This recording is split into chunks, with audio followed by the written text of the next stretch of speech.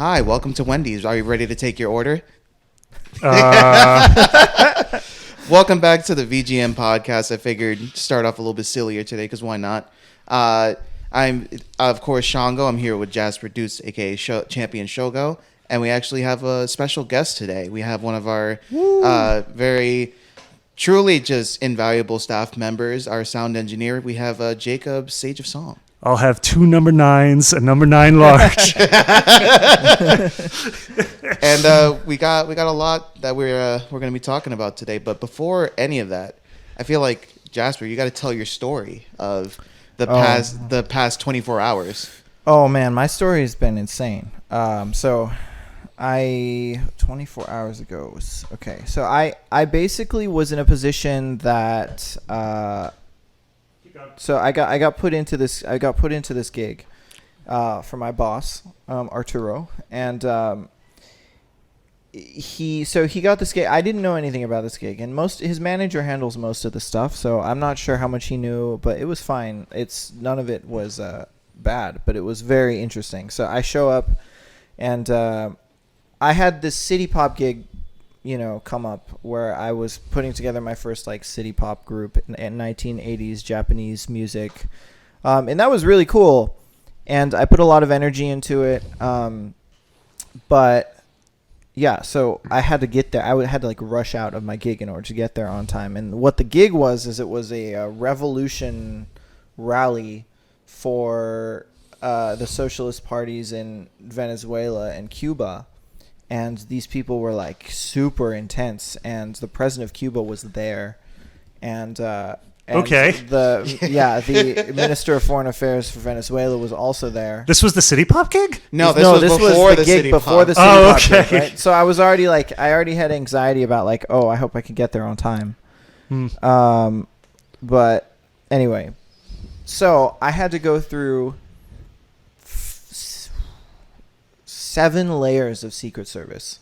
Yeah, that sounds about to get into the venue. U.S. Secret Service or Venezuelan Secret Service? 3 layers of U.S. Secret Service, okay. CIA people. The dudes with the suits standing. Yeah. With the ear. And I was like, wow, this is intense. And of course there's soldiers posted off with literally AR-15s around the entire. And I was like, yo, I'm seeing 10 machine guns in Manhattan right now. Fully hot, fully strapped. Fully hot, fully armed. I was like, man, we're probably cool right now, but wow.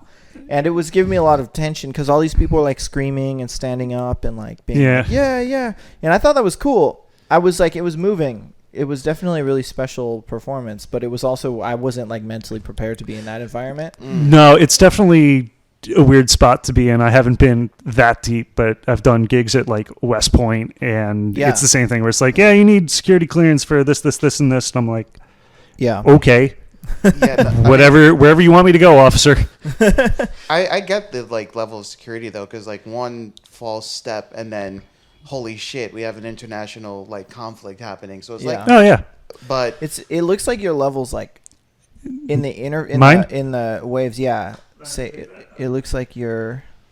Maybe it's different in the cans. 111. There we go. That's a bit better. No, I mean the other direction. Oh, you want less? Yeah. Now you're completely peaking. for everyone at home, we're doing live. 1, 2. Hey. Better. Yeah, that's way better. That's way. We're doing live sound editing as we go through this podcast because of course we have to. We got yes, which will segue us into our next next section. Real quick though, before we get into that, I just need to say this because I'm that.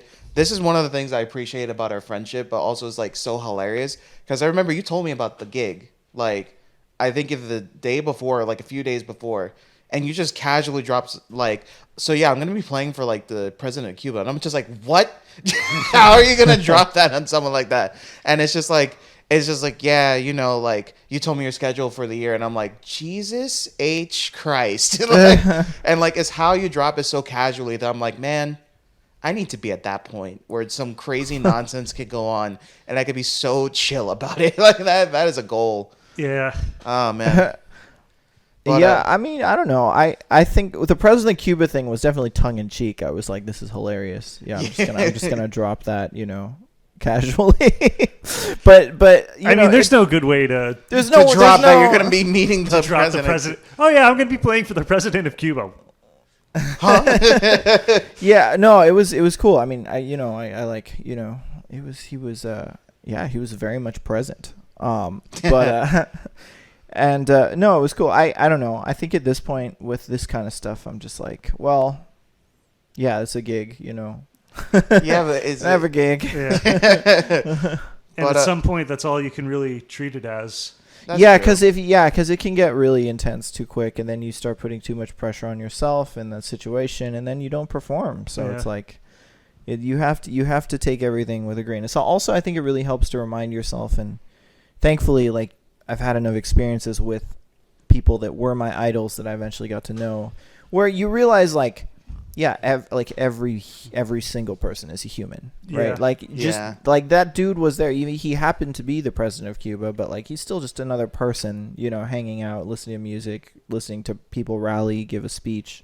It's like everybody, there is no hierarchy in the existential scale of humanity, right? Every single person you've ever heard of and known and will ever be, we are all equal level existences in the universe. So it's like, if you think about it that way, there's not really any reason to conflate stuff most of the time when we feel like we otherwise would or should.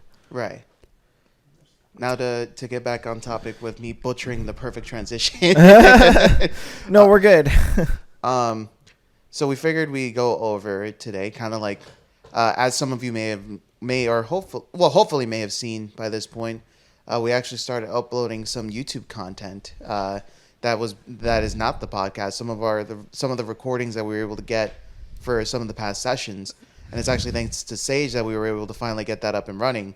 So we kind of just wanted to have Sage talk about just like the overall like process of like getting the recordings ready from the session live, and then trying to mix it for the YouTube channel and all that, just to go over this whole shebang, Well, it's especially funny because the whole thing started as, let's just use this as some practice, keep my chops up. Right. And all of a sudden it's getting posted on YouTube every week. Oh, God, now I have a schedule. Now I have deadlines. No better way to improve. That's true, yeah. What do you want to know, I guess? Well, one, I guess, how did you find out about us? And then two, what started your interest in music, and like how did you become invested in like audio? And obviously you sing and play guitar as well. So just tell us your musical origins. So I guess we'll get the quicker answer out of the way first. I found out about the jam, as I'm sure many other people did, through the Adam Neely video. Yeah. Oh, cool. Yeah. I feel like I told someone that at some point, but I was watching the Adam Neely video because, sometimes you get caught in those rabbit holes in YouTube. Right. I watched the video where he was talking about jazz being the new real book kind of stuff, which I like games, I like music, so I was going to watch it. They talks about the jam session, and I'm sitting there at my house in Long Island, and I'm thinking damn, that's really cool. I gotta check this out. Right. So I go down to, it was the March Jam, I think. Yep, the infamous Mario Day, 120 attendance. Yeah, which insane. Was great, and that was just one of the 120. That was the one that made us have to have a cap. Yeah, the venue was like, this is too much. It was also the session that before the session you were like coughing up blood before even it started. Oh, jeez. Yeah. Oh, yeah. I was a disaster. That was a day. I was like really ill for all of March. No. I got like sick after sick, and it was one of those where you get like you almost recover, and then like it just comes back. Yeah. And it happened 3 times, and it was horrible. It was really bad. But I'll never forget. Like before the jam, you were just like, I need to show up to this. There is no way in hell that I'm not showing up to this. And I'm like, are you sure, my guy? Like, totally understandable. No. Can't, I was like, no, there's no way I'm missing this one. Yeah. So I show up to the jam with my guitar because I figured, I'll hop on a song. This seems cool. I'll check it out. And I think the big moment was when you were announcing. I'm pointing, and I'm realizing there's no cameras here. Hi. Pointing at me. Hello. Yeah. So Shango was. Yes. Shango was announcing, and it was tough to hear. And there were a few violin players that were playing on some tunes. And I'm sitting there thinking to myself, I cannot hear these guys. Where's the audio engineer? Yeah. Because sometimes it's hit and miss. There might be a guy, and I'm looking around. I don't see anyone. And I think I walked straight up to me and Dom. Actually, and I think it was like, what, a 6-sentence conversation? Yeah, you were just like, I'll never forget. You were just like, hey, like, if you ever need like a sound guy, like, I'm here. And I'm like, literally, I looked at Dom, and I'm just like, no shot. Yeah, I think I walked up to Shango and Dom, and I think the conversation was verbatim. Hey, I found out about the jam through Adam Neely. This is really cool. Do you have an audio engineer? And no. Do you want one? Yes. We probably can't afford you. We'll worry about that later. Yep, literally. That was the exact conversation. That was verbatim the same conversation. Pretty much. That's pretty much how it goes. And then we trialed your stuff at the April session, and now here we are. And here we are, schlepping an hour and a half from Long Island to... I remember very clearly at the April session being like, wow, I can actually like hear things for the first time. Yeah. And then I also remember thinking after that, playing flute and bass clarinet at these sessions is not an absolutely hopeless cause anymore. Oh, that's right. And we're still working out the kinks. Yeah, of course. But, now I know that we can do it. Yeah. Whereas like before, I was like, man, there's so much VGM that really like benefits from these instruments. And it's just going to be soprano saxophone until I die. But as nice as it is, especially on top of everything else, OSNYC is as great as it is. It's not a good room for music. It's not the sound in that space. But but we make it work. There's a lot of music venues though that are the same way. Like, they're just don't. It's really not a good space for music. Nah, but it works out. It's one of those situations where we want music to happen. This is where we can do it. Yeah. Well, we got to make it work. For sure. We got to break the square block to make it go into the circle hole. So that's right. It goes in the square hole. Square goes in square. The rectangle goes in the square. Circle, square. Wait, so how did you get into music? What began your journey and all of this stuff? So, I guess going back to the beginning, my family is musical, not directly like my parents, but I have one aunt and uncle who are music teachers. I have another aunt and uncle who are performing musicians. That uncle is a phenomenal guitar player. He's played with John Oates. He's played with Sam the Shan. He's played with a bunch of different guys. Oh, wow. So that's kind of how I started into it. And then I kept doing it academically. Like I joined the chorus in school. From like 4th grade onwards, and I just enjoy singing. As with everyone else in school, at least on Long Island, I'm sure New York and New Jersey, the city and New Jersey are the same way. You take recorder and band or orchestra, here you go. Pretty much, yeah. So I did French horn for a year, I did tenor sax for a year, and I didn't practice and I didn't care about it at that point.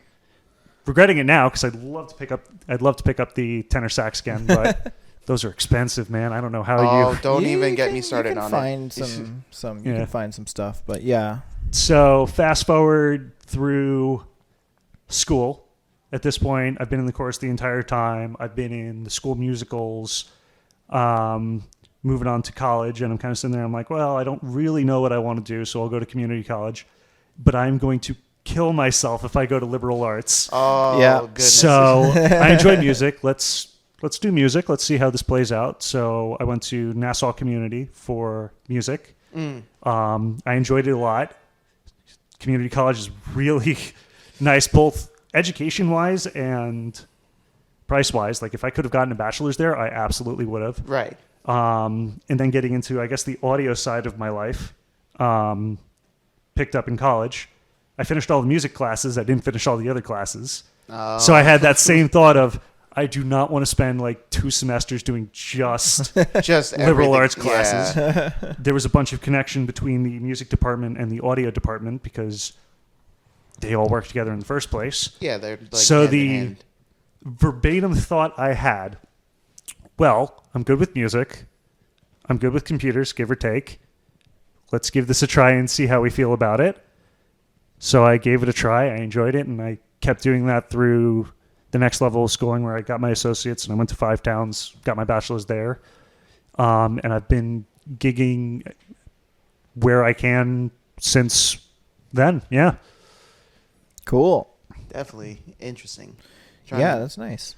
So it's deeply embedded into your yeah, it's like I've been around it a lot, and I'm very thankful that I have family who have been able to, at least get those first doors right open for me. Because totally. as I'm sure both of you can attest, like, obviously you only get as far as you can bring yourself. Yeah. But at least having that start of, hey, someone on the island is playing a gig. Absolutely. So funny about that. Yeah.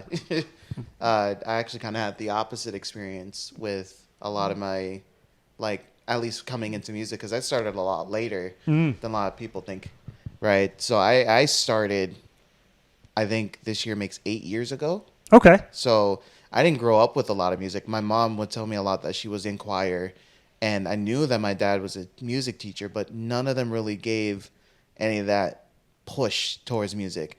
And heck, none of them really gave me a push towards where I'm going right now. It was like the moment that I brought up one like good paying job of like, oh, I want to be an engineer. They were like, do that. Just go do that. Do that. And there was a point where like, funny enough, like right before I started learning saxophone, like in junior year of high school, I was like, this is boring. Yeah. like practicing sucks. Yeah. So I'm like, oh no, like I was like, oh, engineering is boring. I'm like, I don't feel any passion towards this anymore. I don't know what I want to do. So I actually kind of had to fight against the grain in a way. It's not that they weren't supportive, is that there's no that push. It's not like like once I had the realization that I want to get into math, I was like, oh, like this is what I want to do. But I knew that my mom wouldn't feel the best about it, because like math teachers don't get paid much money. So it's like I didn't really have that push. So having that like push and that initial start from your parents, like that's awesome. Yeah, and I didn't even have, or I didn't feel like I had a push on my end. I definitely came into it because I guess the best way to put it is I wanted to keep doing it. Right. And you reach a point where it's like, all right, you're getting out of school. If you want to keep doing this, to some degree, you either have to decide, is this a hobby or do I want to do this? Right. And when I made that decision of, I want to do this, I want to keep doing music and gaming, which has kind of been what I knew since high school. If I can do music and I can do gaming and I can live comfortably, I'm good. Right. That's all I need. So once that decision was made, that's when people around me kind of said, hey, we want to help you since you really seem like you want to do this. Okay, so that I can definitely empathize with that. Yeah. Though I'd say I don't want it to sound like I got pushed into being a musician and an engineer. No, not even like not the push, but like that initial support. Oh, okay. Because like from my experience, I had more of like I kind of had to show how passionate I was for it and show that like this is really what makes me happy. Yes. So it's like it felt like in a way there was a pushback that I had to go through, because when I first brought up that I was gonna switch from engineering to math going into college. The first thought my mom had was, oh, going to NASA. And I'm like, okay, I can try. And then when I went down the research path for a bit, I was like, this doesn't make me happy either. And it was like that pursuit of education was the thing that made me happy. Right. Like getting a chance to help people understand, right, how to do the math that I love, right? Help them gain the passion. That's what made me happy. But convincing that kind of was a like not too much, but like a bit of like I need to show it. Oh, absolutely. Yeah. So it's like I totally get what you mean, that like as soon as the passion was shown, as soon as you said like this is what I want to do, right? The fact that you got that support, that's awesome. Yeah. Because a lot of people, it's either like it's like either you're really supportive or it slightly goes down to the point of like, don't talk to me if you're gonna do this, and it's like, thank goodness, it never gets to that. You didn't reach that point. Like, that's really lucky. And I'm incredibly lucky that not only did I not reach that point, but I know people very closely who have already done that. So to some degree, my family gets it. Right. Yeah, I think once you see like, the people around you kind of go through once you see people around you go through a situation that you see as like absolutely not, it's kind of like, it gives you a push in a way. It's just like, let me not end up like that. Like, let me try my hardest to like not end up at this point. And then when more people see it, it's like, yeah, that's probably not the best way to go. Yeah. And sometimes you don't find that out until later. Yeah. And sometimes you need to commit to doing it before you can really find out, hey, is this really what I enjoy? Yeah, commitment is really kind of, I think that's the thing that ties all of these experiences together.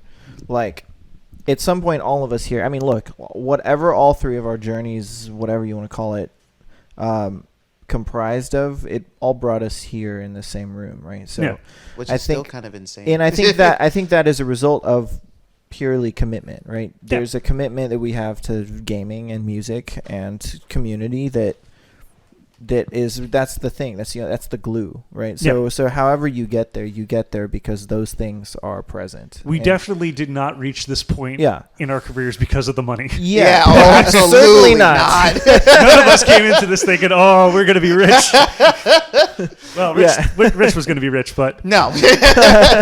My name is ironic at that point. I feel like the NASA people, though, they actually don't make what you'd think they might. Because most of them are just in a lab, like running tests all day, and they're not necessarily compensated for all the energy. It's just especially a 9 to 5, yeah. A lot of like government funding is a lot of the look, we're getting into politics, but a 4 sessions in a it's row? like funny, there's so many people in Washington D.C. that don't believe space is a necessary investment of time, right? So it's like they're always struggling for funding too. Yeah. But anyways, I mean, I liked listening to both of you guys share your different experiences. I think I'm had a closer experience to Sage, but for me it was interesting because my parents were super hands off when it came to like career and life. They were like, you're going to figure out your own thing. It doesn't matter what we tell you because you're too stubborn to listen to us.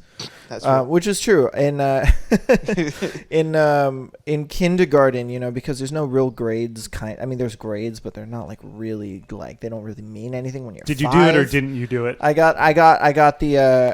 I was really stubborn, and I got at the end, the teacher like gave each student a little accolade for like one thing, and she couldn't find any specific department where I was like excelling, so I just got commended as determined. Wow. So, which is another word for stubborn. So so my parents knew very early on. They were like, okay, yeah, this kid like you're just gonna do whatever you want to do. So, just as long as your fundamentals are fine. But because both of them are artists and everyone in my family is an artist, and I was always surrounded by the highest level musicians growing up, it's like it wasn't a push, it was more like a pull. Like I felt like pulled to do that. I don't feel like I ever chose to be a musician ever. It was more like, I guess this is what I have to do because being a freelance jazz musician is the easiest career that I'll have, which is obviously weird and probably very few other people on Earth's real reality. But it honestly, like I started in classical music. I was diehard, like I want to play in an orchestra, I want to be a soloist, and then I went to high school, and then I realized very early, thankfully, the political part of it.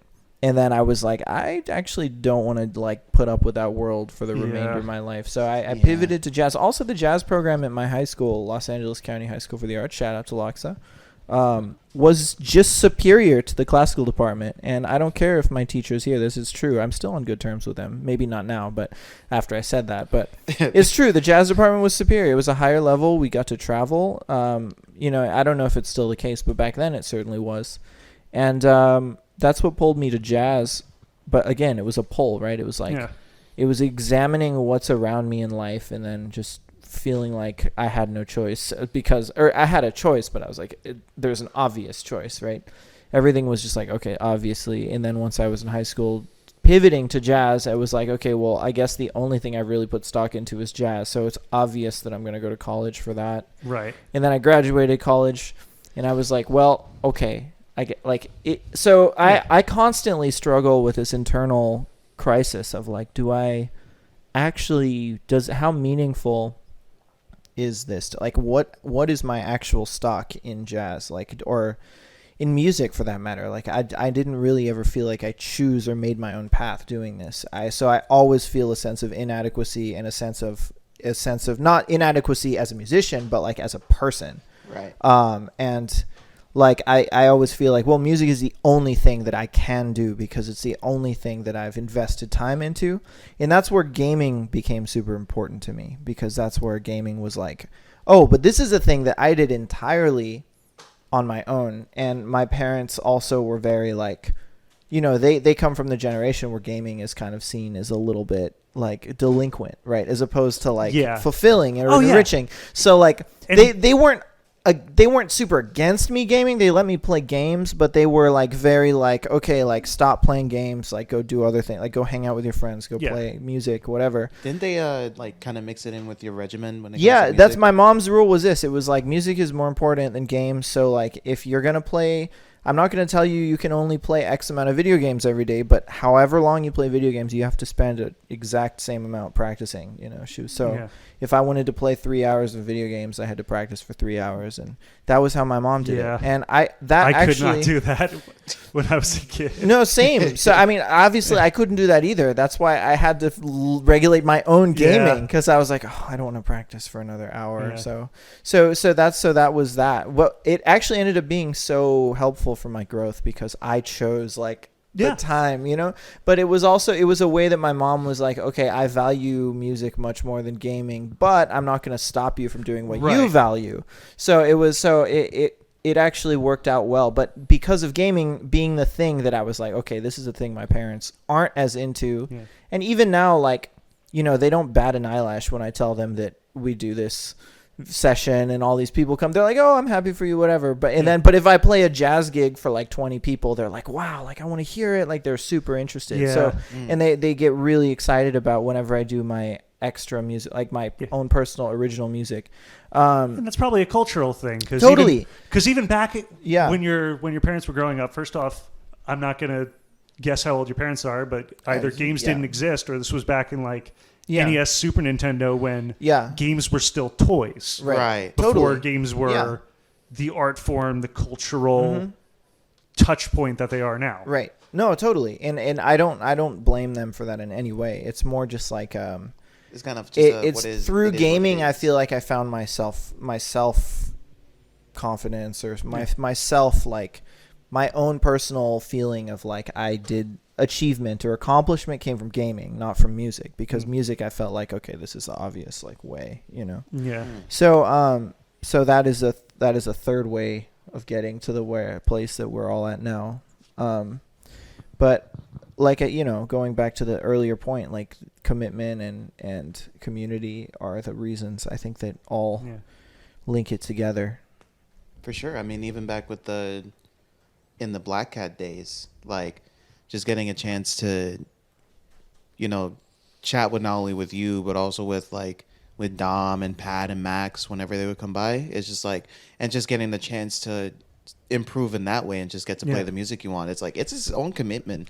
Like trying to get to Black Cat from Jersey each time was a pain in the ass. But like, I still wanted to go because like it's such an amazing, like in my eyes, it's such an amazing thing that like someone thought of like, oh wow, like here's a place for people to just play video game music and like play it in a way of like a jazz jam session and kind of get that at least that sneak peek into the vibe of like what it could be if you want to go. And this was, mind you, like this was during a pretty pivotal point in like my life in general. Like for context, I think the first one I went to was in 2019. Yeah, the Chrono Trigger session. And like at this point, I got asked by my my college counselor at the time, shout out Professor Bose from NJIT. Yeah, Professor Bose. He's such a killing cat. He literally does research on the math of rhythm. He literally studies like Indian classical music and like uses it for his like research, and it's just like it's one of the only pieces of research that I actually wanted to do at that school, because I'm like, my two loves combined together. And that's kind of what this jam session is. Yeah. You know? Yeah, exactly. So it's like, and having those moments where, wait, I could do music and gaming stuff at the same time. Exactly. So like the moment that he was just like, and he asked me like, what do you want to do after college? I was like, oh, I want to go into education. He was like, no. I mean the music.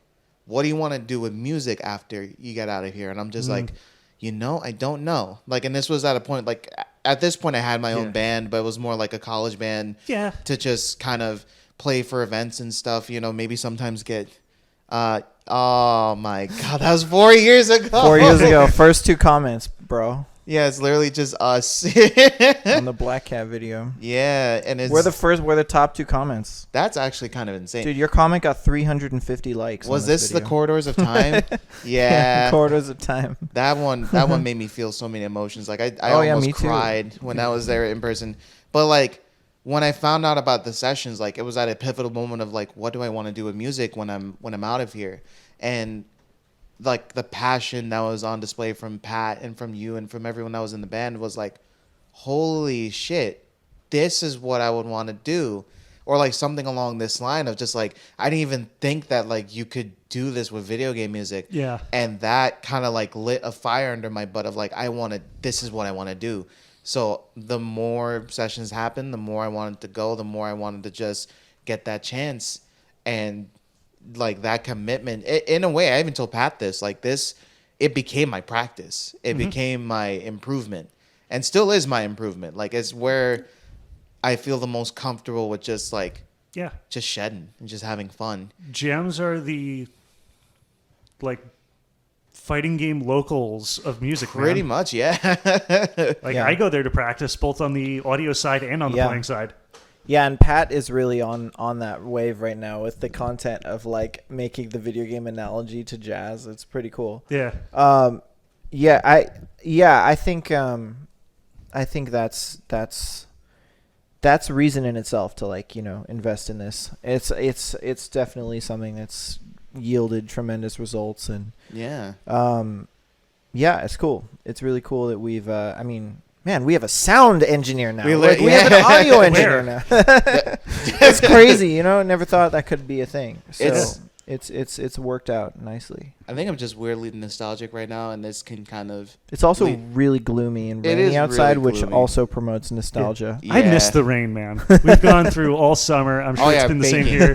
Where the most rain you get is like downpour for like a half hour. It's only and then bad it's rain. No good rain. There's no good rain. Like this is rain you could turn on Debussy too. Yeah. Oh my goodness. Yeah.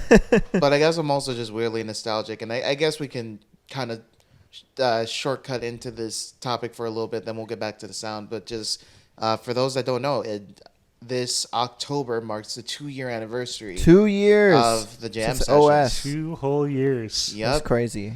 And it's crazy just like to think about where we started off, because I'll never forget. I think it was around either July of 2021, like sometime in the summer 2021, you messaged me on Discord just like, hey man, we're trying to get the session back. I'm like, what? Please? I was like the Avengers, dude. I had to reassemble the Avengers. Yeah, dude. Man. And I was like, I have to go through the cats and I was like, oh my God, are we gonna be back at Black Cat? And it's like, oh no, that place closed down. I was like, no, and they didn't ever pay us anything. That is true. That was fully off of tips, which is nice. Like you didn't have to pay to go, which was cool. But also the musicians. Made zero. There were so many casualties from the pandemic, man. Yeah. I mean, I don't know. I think that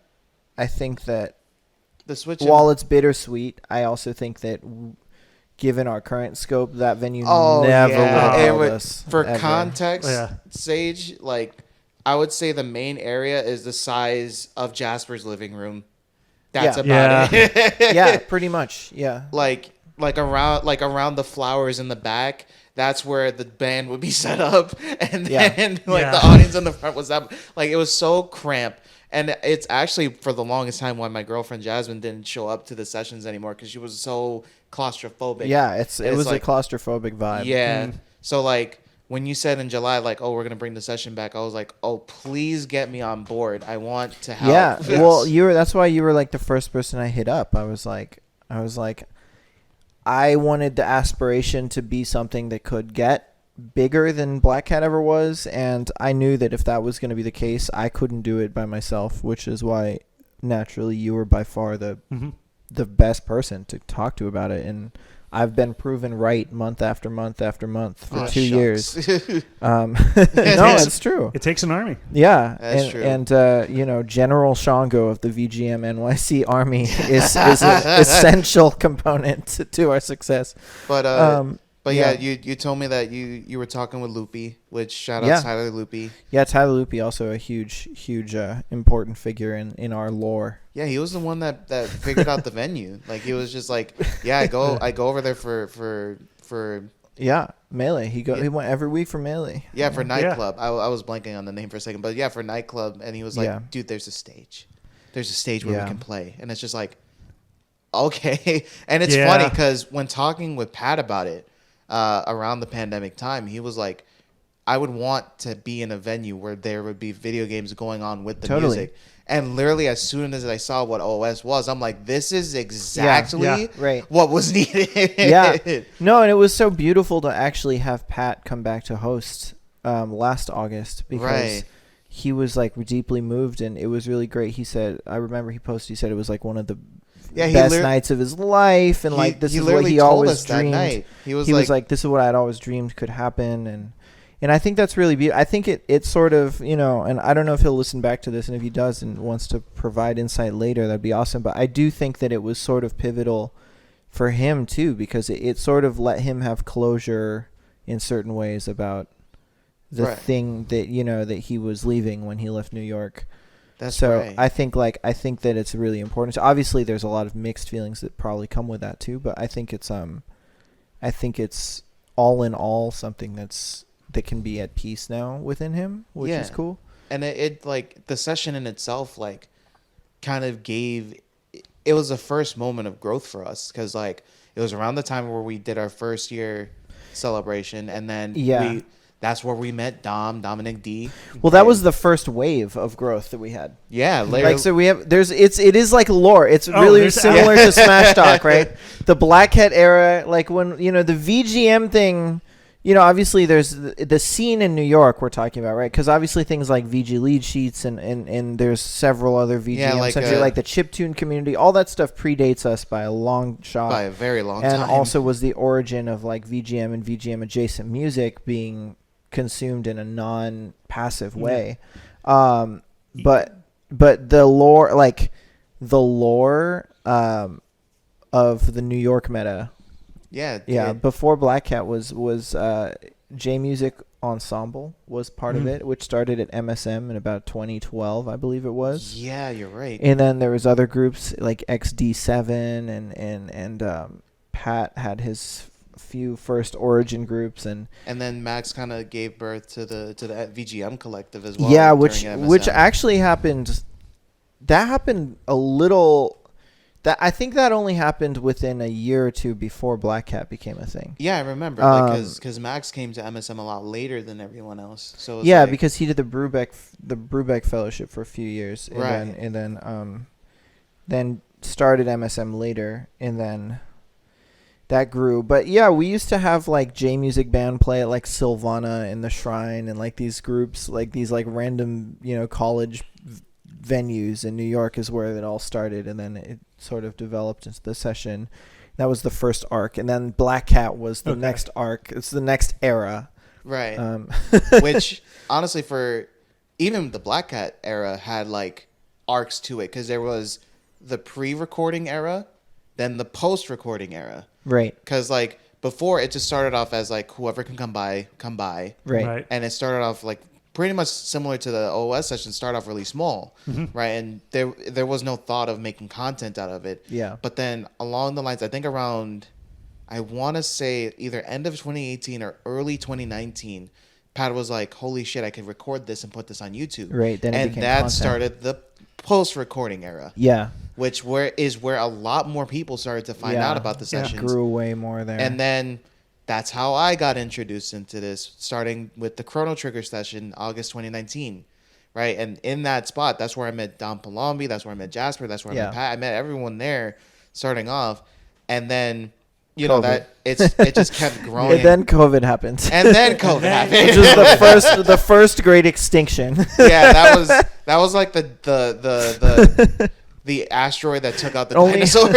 Only the rats, aka you and I, survived. The rats and Only- small mammals of the black cat generation survived. Then then COVID happened. Sadly, Pat had to move back to Florida because the rent here is fucking insane. And then for a long period of time, it was just nothing. Like the most we got was either Jasper doing his 300 streams or Pat doing his Twitch Jam Sessions, which were really cool because those are cool. He pretty much was a one-man army with that. Would literally like people would request songs and he would try to jam on top of it, which is like if anyone crazy. if anyone hasn't checked out the J Music Band Twitch, please do so. They slap every time that they go live. But then, right, starting July 2021, I would say that was the build up to the OS era. Like, because all the planning was happening. Yeah, it's when vaccines already finally became a thing, too. I already got my 2 stabs, Yeah. You got 2 stabs. I only got 1. No, I got the JJ. I got my first stab in April of 2021, and then my second stab in May of 2021, which I have a really funny quick story about that. That was actually my last semester as an undergrad and also my last performance in my school's jazz band. And on that day, it was the day after I got my second stab, and I had like 104 fever. Oh, no. But I was like, no, this is my last show. I'm going to play this. And we were standing, and I was like, can I get a chair just so I can fall back into it?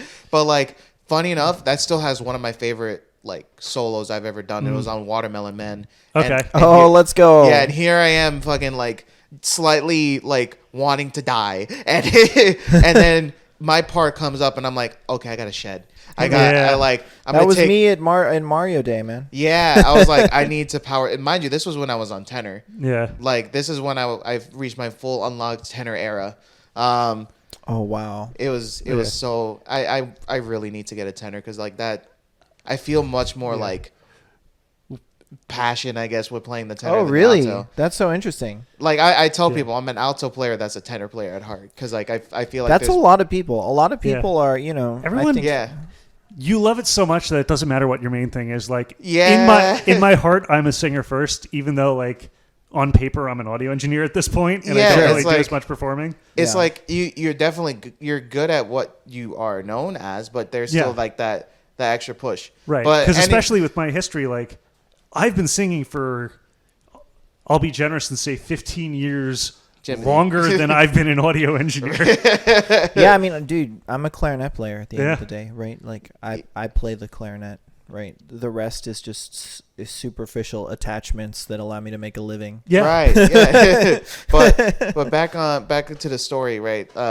So summer 2021 is kind of just a build up, and then we reach, I think it was October 1st of 2021, which was the first. Return VGM, to the jam the return. Oh, and the lore. This was back when I'm all for it, man. This was back when we were just starting out with the staff. And we didn't even have staff yet. It was just with the OS. Oh, the OS staff. Yeah. And it was a different staff back then. That's true. The only people that are still here are Joshin, who doesn't usually work on our nights anymore, and Sarah, who's there at only the beginnings now. But otherwise, the whole staff has changed. Yep, and things were a bit iffy. Like in the background, like they only would play the league. We didn't have enough pull to make them change the positions. But. And like it had a modest start, obviously. Everything does. Everything does. And it's like it was so like it felt different but also the same in a way. Like the fact that there was a stage and there was couches, I'm like, oh, this is so much better. We got no money either. The original agreement was like we would get residuals each from day. After we'd get like a little bit of the each day pass only during the time that we were playing. And we got like one drink. Yeah, I remember that, and like I remember like I felt bad because like I showed up ready to pay the 20, and they were like, "Oh no." And I'm no. We weren't. It's like no. No. We weren't gonna let Richard pay. Come on. No. We can't charge Shango. But no, it's fine. Either or is fine. Both are government. Yeah, but it was really slow for a while. It was a very slow growth. Yeah. And like we started to get some people, like I know Max did some heavy lifting during MagFest. Yeah. And that's how we got people like Jade Astor, like that's how he found out about the sessions along with John Bowler.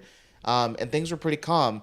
And then we hit the J Music session. Yeah. And that's when the Boston people entered the picture. Yep. Yeah. That's when we the fact that people are coming down from Boston every month blows my mind. It's pretty wild. Right? I love those guys too. We'll get to the craziest one though, because there's been two people that have surpassed them in distance. There have been multiple people. We had the Mag Festival coming up. We'll talk about them in a second because those guys were sick. They were awesome, but we'll get to them. So the first J Music, I guess we're just doing the whole lore. Yeah, pretty much. All right. I'm on the path. I'm sorry. It's all right. We won't stop the path now. We're in the history lesson now. But so the J Music session happens, which that day in itself was insanity. We get introduced, of course, to the wonderful people from Boston that are part of Magnificent Danger, right? Big Red, Andrew Collins, Michaela, right? Alex, Cats. All the cats. And then we also get introduced to the Rutgers cats as well. Tristan, they all Declan, came in that time. Yeah, Dom, right, made his first appearance. That was also the first session that I think ever we had over 90 people. It's true. I think it was 97. That was the highest capacity. 92. It was people. 92 because the next record was Dom Palombi, which was 97. Right. Yeah. So that was the largest in all of the Jam's history. Even back in the Black Cat days, it never reached 90. Yeah. And it was it was a taste of what's to come, but it was also so insane to think about. And all the people were there for Pat, but we kind of had a bit of a mission statement change from there of we need to make sure that we can get a session bigger than that, because we were as much as of course people were going to show up for Pat. That's just natural, right? But we wanted to make sure that we could get to a point where it's that's not an anomaly, right? Oh, absolutely. Yeah. So then there's the post J Music session era where we start getting a little bit more people, but still kind of mellows out a bit. Right. Then we hit the Dom session, the February 2022 session, 2023. Okay. Which is where shit goes crazy. Well, what was cool though? Go ahead. Oh no, sorry. I just wanted to add a little footnote. I didn't mean to talk over you guys, but so after the Pat session, I think that's really actually what put us on the radar. Yeah. It wasn't the video. People think that it was the video started it, but actually no, because the video was made on the 97 people. Yeah, that month. Just right. Just so that I'm keeping track. We're talking about the Neely video, right? Yeah. Okay. The Adam Neely video. So the that's the doc, right? Yeah. That's the doc kid. You're a doc kid, right? We have doc. It's like the for Melee. It's like the equivalent. Right. So the Pat was the first thing that put us on the map, really, with several communities around. Yeah, that's when we started getting more people started to get informed about what was going on. And we had some regulars already, but it was that was the one where we really started to get cats. Regulars. And yeah. And then there was September, October, November, December. There was four or 5 months, January. Yeah. Between the Pat session and the Dom Palombi game night session, where the first one, where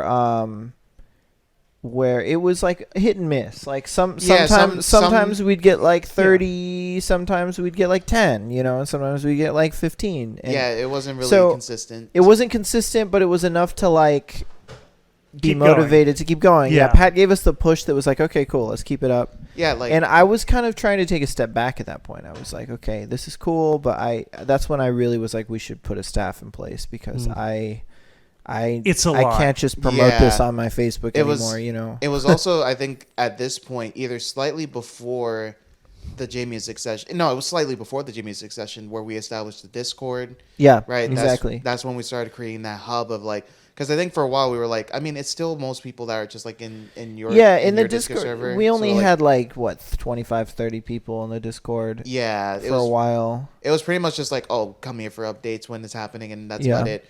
And then the J Music session happened, and a lot more regulars started coming in, and that's when we established a lot of the staff. That's when we asked Dom D to get more involved with it, because like he also showed pretty much like you. He showed up like Sage, like he showed up. You just hear about it and you say you want to be a part of it. And like he really wanted to contribute more, so like we brought him on for social media because I was sucking at the time with it. So it was no, you weren't sucking at all. It was just a lot. It was a lot. Yeah. I hate social media, man. Me too. Yeah. I don't think anybody who uses it actually nobody who uses social media professionally likes social media. It's not your friend. Yeah. If you browse it recreationally, and if it's like if you have even if no you browse actual it recretionally, it's not your friend. It's true. It tries to control you. It's just garbage. Yeah.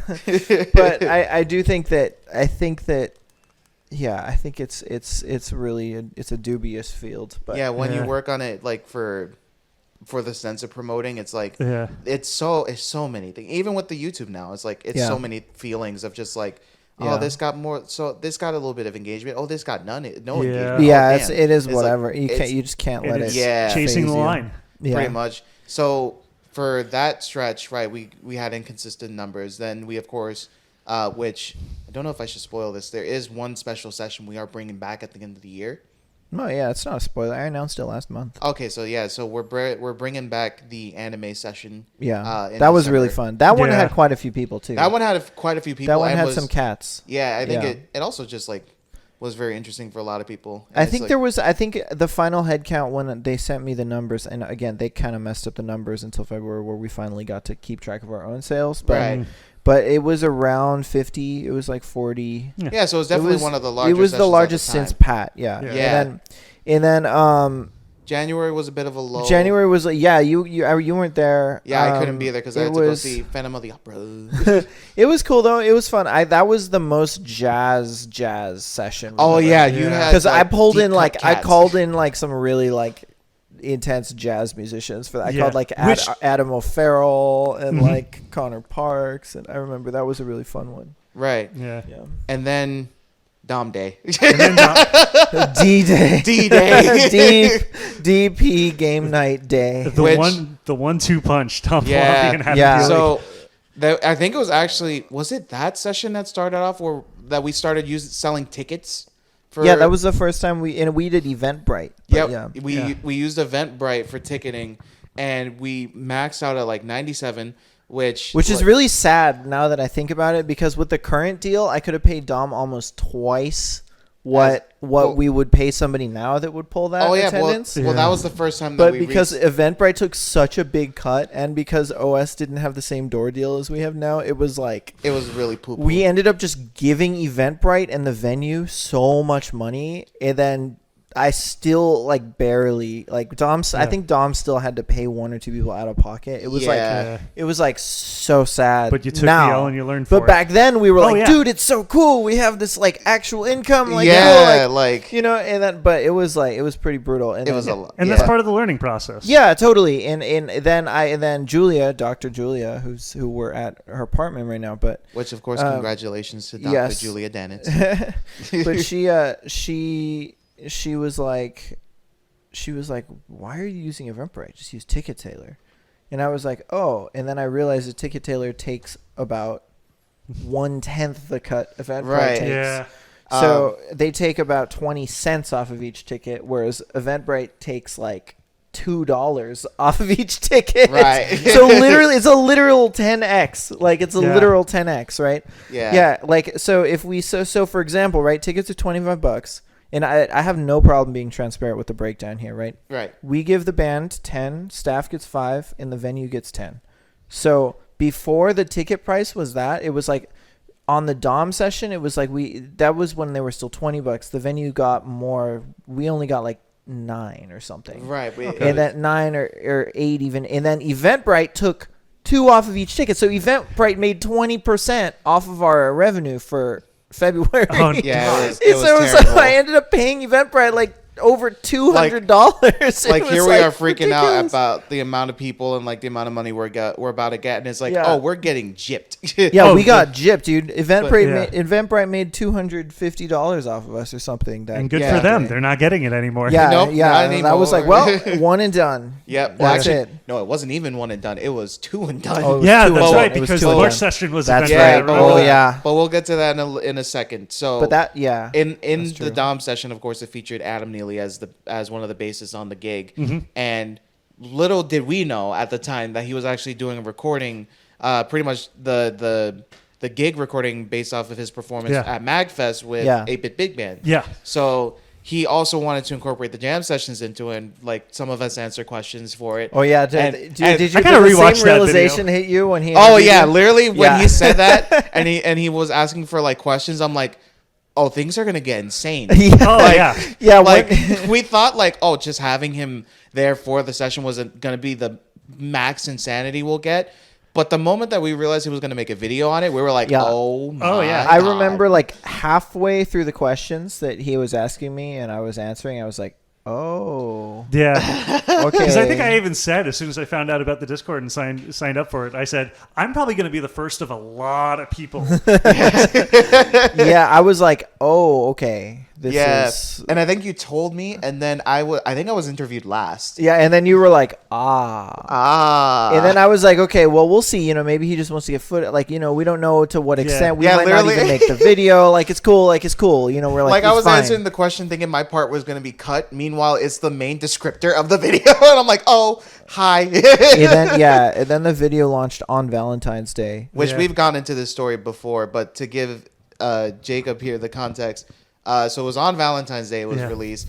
Here we are both trying to get prepared. Jasper also released his album ever after on that day. Yeah, it was also the same day as my album release too. Which, by the way, I have downloaded and always listen. It was greatly overshadowed by the by the video, which is fine. I know I'm listening to on the train home. Yeah, I'll take the L. It's okay. No, I still listen. I still listen to it every time I go on the subway. Like I have that thing downloaded. But so we're both kind of like. It releases in the middle of the day. I'm at work. Yeah. I think I watched it like a day or two after. Yeah, I literally was substitute teaching for an art class at the time. And I see the video and I see things start popping off. Like the Discord starts popping off with a bunch of people joining in. Yeah. And it was like, and then the most common question we got was, where's that real book? We want the real book. That was the most popular for sure. we already had it on the internet, so we were like, here you go. And that we had to put out some fires for that too. Oh yeah. Because people were like upset at us for claiming to be the VGM canon. And we were like, we never claimed that. That was kind of what he said, but he didn't even really say that. It was a vlog. Yeah, it's just he was the talking name about of the book. Yeah, and he was like explaining it from a vlog perspective. Yeah, like this is my experience in this thing, and this is what I know about it. It's his experience, and also it just helps the argument he was making. Which, it's like at the time, it's like video games are the new jazz standards. Yes. Yeah, and like we went over this the first episode of this podcast. Yeah, so I think people got upset because they were assuming that we were claiming ownership for which we could never or would never. Which we definitely. Even the real book people don't claim ownership for. Like even the VGLS, which is the largest resource for video games. Yeah. Even like a lot of their main transcribers are like, come to our sessions. So so it's like like no one can claim ownership except for the actual composers of the music. Like that's just how it is. Yeah. But anyway, so the video goes live and things blow up. And now we're in the post. We're on dates. On date. Like we're up to modern day now. The post Adam Neely. Yeah, post Adam era. Which is what we're in now. Which seems to have been going pretty well, at least from my experience. Yeah, it's a good era. But of course, we had to kind of get kicked in the pants a little bit of the first session past the Adam Neely video with the Mario Day session. Yeah, that was insane. That was the biggest learning moment. Which that also that was at when the venues first started taking us seriously. Yeah, it was in that session. The fact that we could get them to pull out population clickers, right, to make sure that we weren't going over capacity. Yeah, that was the moment that they were like, okay, what do you want? Which is good. Which is good. Because especially even on my end, like part of March popping off, like if I showed up to the March Jam and everything went well, then I would show up every other month or so. Cause Totally. Yeah. For some reason, despite being right here, Long Island and New York are just two different worlds. Somehow so far. Yeah, it's no one wants to hop on a train for an hour and a half. Either way, I know the feel. Yeah, it's somehow for some reason it's like so difficult. Yeah, but part of the disaster helped make it. Or not the disaster. Part of the chaos helped make it better. No, it was definitely the tornado. Yeah, because if it ran definitely fine, I wouldn't have said anything. It was definitely to this day, it's still the most chaotic session we've had. Yeah. Oh, for sure. Like no contest, and it's like there were so many things that we learned from that day. Like first off, that's where I think it was from that session onward that we learned that we started using our current jam session signups. Yeah. Right, where we do it a week or two before. That's also when we realized that Eventbrite was not the wave anymore because of how many people were there and how much we lost from that we were like, nah, ticket tail. Yeah, that was a big moment where we were like, no more Eventbrite. Yeah. That was, obviously that's where we met. That's where we met you, Sage. That's where we were like, okay, let's upgrade the sound because now we're going to have more people. Yeah. That's also where we had to put the We got to bring Cyan on as graphic designer. We got to bring on Cyan because she was... No, actually, that was a little bit before. That was before. No, that was after the Pat session. That's right. Yeah, that was after because we already had our logo by then. Yeah, so of course, Cyan, our wonderful graphic designer, made our current logo that we still use to this day. Yeah. And that was in what? April, May-ish? That was the Rayquaza logo debuted in May. Okay. As did the stickers. It's still my favorite logo. But the OG VGM Jams logo was actually pre-Dom Palumbi. Okay. Yeah, so that... January. I think it was January was the first session we debuted. And we're cooking fine. We've had even more people. The Muley video definitely helped because... Oh, it blew the regulars up by It blew the regulars up, and it blew up... Doubled the regulars. Outside of just... the city. Yeah, we had two cats coming from Australia. Yeah, that was a highlight. That was a highlight. Those guys were sick too. That was so awesome. I love both of them. If they're listening to this, we miss you, man. That was so dope. We had the MagFest staff come down. We had the Mag staff. They're coming down again. I've already seen communications about that. Because I lurk in their Discord now too. I didn't know that was a thing. Yeah, I think they're coming down in October, November. They're coming down November. Yeah. Good. I'll still be here. We've had Charlie come down. We had Charlie Rosen from Band Leader. Yeah, Charlie showed up. That was cool. We're about to have some of the Berkeley cats come back. Charles Ritz is that's gonna be Charles Ritz is in New York now too. Yeah, Charles. So which he could become a staple of. He could also be somebody we could hit up to host sometime because now that he's in New York, if he ever wants to, and if you're listening, Charlie. If you want to, let us know. So I'm going to ask a loaded question to you guys and kind of flip the tables a little bit. Sure, because I kind of know a little bit of what's going on. What do you guys think the next era is going to be? That is I'd say the grant era if all things go well. Yeah, if we start getting grants, if we start doing larger scale events outside of OS, I think that will help. I think that'll launch the next era. Once OS is no longer the exclusive HQ of. I mean, it'll always be as long as they're down. As long as they're down, we're down, and we are super grateful for them giving us this much time and space, and we're always happy to do it. And we have no intention of stopping playing there in any capacity. I think that once we start regularly creating arts initiatives, maybe some education initiatives, which would be really cool. Some class. Once we start doing stuff that's services outside of the actual jam session, then I think that'll be services outside, maybe more jam sessions. Yeah, that'll launch the next era. I mean, apparently Boston's already getting their own sessions popping up. Yep, Boston. Which is great. Which we got to figure out when we're going to invade them. We should sometime. Yeah. There's also the Japan sessions that are being hosted by Alejandro. I'm going to miss it by one day. I know. I was so upset. I literally want to try to plan out a trip that hopefully lines up with their thing because they've been popping off over there. Yo, let me know if you're trying to go to Japan, dude. Yeah, man. I mean, if I can afford it, I got to hop down too. I've been telling myself before I turn 30, I want to go to Japan, and it's probably going to be book for 8 people in a hotel, and just turn to everyone I know. Right. If you can get a plane there, you can stay in the hotel. Whoever calls it first is in. Right. Because that would just be sick. Just hang around sick. Japan with a bunch of friends. Yeah, I'm trying to go way more frequently. In general, I need to. My grandfather. he fell over, but he passed away last week, and he was 92, and that sort of just like was the reality check for me. It's like, okay, I need to go more because my grandma is still kicking, and she's sharp, and she's 88, or 89 even. I don't know exactly how old. Maybe she's 88, I think, and I was like, okay, I need to go spend time with grandma more often. Yeah. Like, Right. Oh, yeah. Oh, so you have family like, there. Yeah, my whole family's Oh, there, yeah. except for my dad and his parents. Otherwise, my family's in Japan. Yeah, I got no connection to Japan other than being a geek. That's a whole... Yeah. You're on a whole different level, man. I mean, Shogo. It's like my name. Yeah. So, I mean, it's definitely an awesome place, Mm-hmm. and I think this could be a really good way to start opening bridges to Japan. Yeah.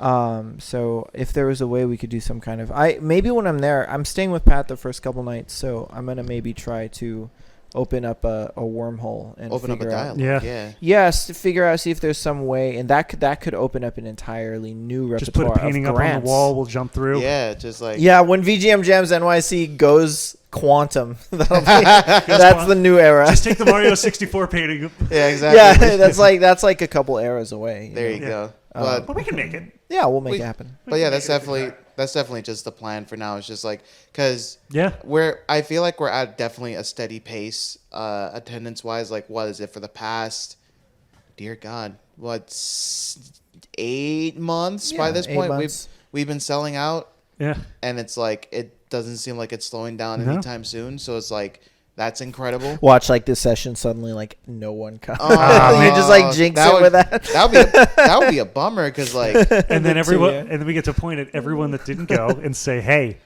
you missed out. Man, I was about to do that for the August session, but then we got enough people. But and now we have proof too. Yeah. But I'd say at this point it's just like seeing what else we could do. Obviously, try to upgrade what we got. But everyone feels, and we had a meeting about this of like everyone kind of feels like they're at an okay spot. The main thing is just funding. So I think once the money comes in, then we've reached a new era of quality. Hopefully, fingers crossed this grant will come through. And there's definitely a lot more we can do. I was even talking with Jasper a while ago, like take the Elite Four, make like a house, or take a couple house bands and sit there and say, hey, let's go into a studio. Mm-hmm. And let's do like a best of like all the popular hits. No, of the jam. I think that's a really great idea for a project. Shoot, I'd be down and to we should definitely do that sometime next year. I'm really sad. I'm going to be missing the first 3 sessions of next year. I'm not going to be there January through March. The February one is the one I'm the most excited about. I know. I'm crushed that I won't be able to make that one, but hopefully there'll be a stream so I can at least watch. Of course. There'll be a stream. One of these days we'll figure out who and how we can mix it. Yeah. I mean, I'm okay with the stream not being perfect quality just because I think it incentivizes people to come. Oh, yeah. And I'm not saying it needs to be perfect quality, but I definitely would like everything to at least be heard. Yeah, of course. Instead of, hey, here's the drums and keys blowing everything out. Totally, I get you. Which is a learning curve, especially to spin it back around when you're mixing 3 different sub mixes. That's why, it was cool that you had help last time too. Matt, what's his name? Matt. Yeah, Matt. So I have my own band, kind of like an alt rock, Toad the Wet Sprocket kind of something. Yeah. Which is half in hibernation just due to the situation, but Matt's the keyboardist for my band. So you kind of he played too. Yeah, he played. Cool. Awesome. But, Matt is a cool cat, man. Yeah, and I'm glad to work with him. Yeah, absolutely. I think that's funding allows. It'd be cool to get you to be able to like bring some cats on to help. Yeah, right. And I think that's kind of like to give a little behind the scenes peek for a couple of people. It's just like what we're kind of doing in our own way to try to help improve things. Like like I said last time, like the VGM Real Books. I'm no longer working on it alone. I'm working on it with the committee. We have the whole committee now. Though I have not participated yet. To be fair, not a lot of people have. It's been I have a few like 13 to 15 hour plane rides coming up in the next 2 months, so I'll have time then. Yeah, but I don't fault you for it. Literally, we've talked about your schedule and how I'm begging you to take a break. Dude, I'm not looking forward to 4 13 plus hour flights before the year is done. Literally 6 different countries. It's not going to be fun. I've only been out of the continent once, and I was going crazy on a 10-hour flight. I don't know how you do it. I mean, I've done it a lot, but not some people do. My mom does it like 5 times a year, but I also just hate being on planes. Yeah, plane. Nobody. I actually kind of like planes, but I don't fault. I understand why nobody likes it. I think this is the highest frequency of cross-continental flights I've taken in such a short period of time. I would imagine, yeah, because I'm going to the Middle East twice, and then I'm going to Korea and Japan. But luckily, I'm going to Korea from Japan, so that's only like a 2-hour flight. But it's gonna be a lot. Yeah, for sure. I wonder how I have to fly to Mexico too. So I'm curious. I think that's like 7 or 8 hours, but yeah, that's probably about the same as like going to California. Pretty much, yeah. It's like well, I'm going to a different part of Mexico, so I think it's not quite as close. It's gonna be. I think it'll be like 7 hours. It's probably gonna be a little bit shorter than going to like Puerto Rico. So it's like I think that one was like really. Yeah, because like it's further. It's further out in the middle of the ocean. No, what I'm saying, I think it would be quite a bit further than going to Puerto Rico. Well, here's Puerto Rico's only a little longer than going to Miami. Huh. Yeah. Maybe I just can't read a map. I feel like I don't know. I'm not traversed enough, but yeah, I think it's gonna be pretty intense. But yeah. The only thing I'm really not looking forward to is dealing with airplane people, dealing with instruments on airplanes many times. To bring it back to Adam Neely, he literally made a video about how ass it is. No, it's horrible. That's the nice thing about being a singer. Oh yeah. The one downside is I have one instrument. If it breaks. Yeah, right. You gotta pack the honey. Yeah, you drink something wrong or like you're a little under, it's over. Yeah, no one else is shoving a sandwich into a tuba 4 hours before a gig. Yeah. It's true. That's hilarious. Yeah, but luckily that's also one of the main incentives why I've downsized my primary instruments because I just like. Traveling with tenors and bass clarinets too much. I was about to say, like, you had the full woodwind arsenal at a point, like, that you would just bring with you wherever. And I'm like, how is your back? It wasn't good. Oh, boy. It's better now. But, yeah, that's pretty much the full, up to this point, history. Well, that segues us. And now into the sound. Into the sound. Yeah. Oh, boy. We should hit this. Yeah. Because it's really important. Yes. And maybe we should even edit this to be sooner in the podcast. I'm not sure. I mean, it's fine. If you're a real one, you're listening. Yeah. If you're real, thank you. If you guys are still listening, thank you. Someone will timestamp it. We'll timestamp it. It's fine. Yeah. So yeah, a few things. I think it's not even like an announcement. It's more just like, I think that it's a totally separate skill to be able to play with audio equipment than it is to just play on stage. And I mean, obviously they're there's intersection, but I do think that like I work with several professional musicians that still are not fully cognizant of like where the mic is relative to where their instrument is. And I mean obviously like when I have to cue stuff I move around, and like when I have to run around the stage switching horns I'll move around, and that's something that is sort of unavoidable, but also like, and that's expected. But I also think that it's important to be aware of where the mics are and how your instrument is picked up by a microphone. Because that's something that is actually really not intuitive unless you play like trombone or trumpet where there's just one opening. But like and even from the audio side, like half the time with every jam so far, there's been one curveball thrown at me just on the house band side, because I remember when was the first time I did sound for the Elite Four? That was the May session. Probably. Yeah, it was in May. So I'm sitting there and I'm like, all right, let's get an input list together, which I'm still figuring out as the audio engineer and as the only guy who really knows this part of the world, how to communicate outside of that, because usually I'm like under 4 people where all the paperwork's done and just kind of pushed to me. But I turn to Jasper and I'm like, all right, so you're hosting. Do you have an input list? If not, who's in the band so I can figure that out? So, of course, I get the Jasper classic. Oh, yeah, we're going to have some horns. We're going to have me. We're going to have, we'll have Max on trumpet. Okay, and what about your rhythm section? Oh, standard stuff. Drums, bass, accordion. Accordion? Yeah, just accordion and what? No, just accordion. All right, I guess I got to figure out how accordions are going to work on stage now. Yeah. Well, you do all the research. He has DI, I think, right? Well, I didn't know that. Oh, okay. I didn't know that. So this is all the build up to it. So I'm sitting there trying to research how to make an accordion amplified on stage. So I'm like, all right, so I'll put a mic on one side, I'll put a mic on the other side with enough space for him to move around.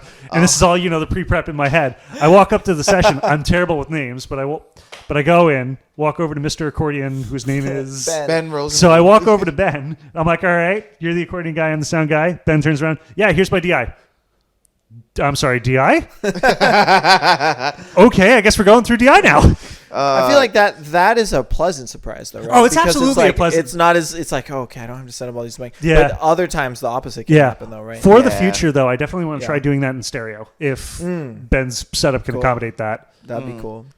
Which is a lesson learning from mixing it in post, which I'm sure we'll get into later. See, from my own experience as a casual when it comes to sound, being set up with sound, because a lot of gigs I play actually don't set up with sound. So I'm just like, I expected to. I gotta blare to be heard for sure. But and isn't it nice that you don't have to? Yeah, but I'm definitely more of the clip mic crowd. Just clip it to the bell and I'm chilling. And clip mics are great. Yeah, I don't have clip mics. Yeah, I should. That would be a good expense to purchase. Yeah, because I move a lot, and I. Oh yeah, and that's totally okay, and that's part of. It's this weird kind of dance and communication of compromises. Yeah. Because even with Disco Cactus, same thing turns around. Oh yeah, we got a full vibraphone. Oh God, okay, how am I going to mic a vibraphone? And then during the jam, oh yeah, I got a bassoon. What the hell am I supposed to do with the bassoons? There's never been. Why can't it just be easy? Because the other bit of context, like I am not as big of a jazz head as you two. I have a very strange relationship with jazz. Like VGM, I enjoy listening to, and outside of that, like the only jazz music I actively turn on is like Brubeck. Fair. That's jazz. Yeah. Which is definitely jazz, but I don't really enjoy Miles Davis, especially on the singing end. Like, I don't enjoy listening to vocals with jazz. Really? The closest I really dig into jazz style stuff is all the funk music and the Wolfpack tree, I guess, to put it as. Because you go to Wolfpack and then you go, well, here's Theo, here's Corey, here's Woody, here's all the guys they produce. Right. So that's really where more of my jazz knowledge comes through. And then beyond that, like, I'm a rock guy. Right. I mean, there's a huge intersection though. Oh, absolutely. In every genre. It's like Miles Davis represents like an extremely minuscule percentage of what jazz is. Same. I mean, like if you talk about vocal jazz, you talk about like Sinatra. Oh yeah. You talk about last week I was doing King Cole. You talk about even Louis Armstrong. Yeah. Last week I was working with Louis Prima Jr. That's a whole different world. It's like there's like a million different. That's one of the things that jazz has become highly contested about, and jazz people get heated about jazz. Because what is jazz? Because it's defined so differently by everyone, right? Yeah. And this is why like I got a text message from a New York establishment, a chain that I actually love. But so I was really happy they hit me up to do music. But they were like, "Yeah, we want to have jazz." Okay, what kind? And I was like, "Give me more. Yeah. Give me more than that because that's too broad." What do you want jazz? If you want me to show up and play free for an hour, I will. Like, do you want jazz? Okay. If you want me to bring a septet in and play Art Blakey, I will. Like, you know what I mean? It's like. But that's how it is with every genre, because that's just how it works. Like if you walked up to me and said, "Yeah, I want you to play rock," okay, do you want me to play the Beatles? Do you want me to play Toad the Wet Sprocket? Do you want me to play Metallica? Spinal Tap. Grateful Dead. Like Breaking Benjamin. Like rock, everything, even classical. Like, do you want Baroque? Do you want modern? Do you want strings? Do you want winds? Yeah. What do you want? Classical. So to some degree, and at the end of the day, like, it doesn't matter outside of how it helps us communicate. Right.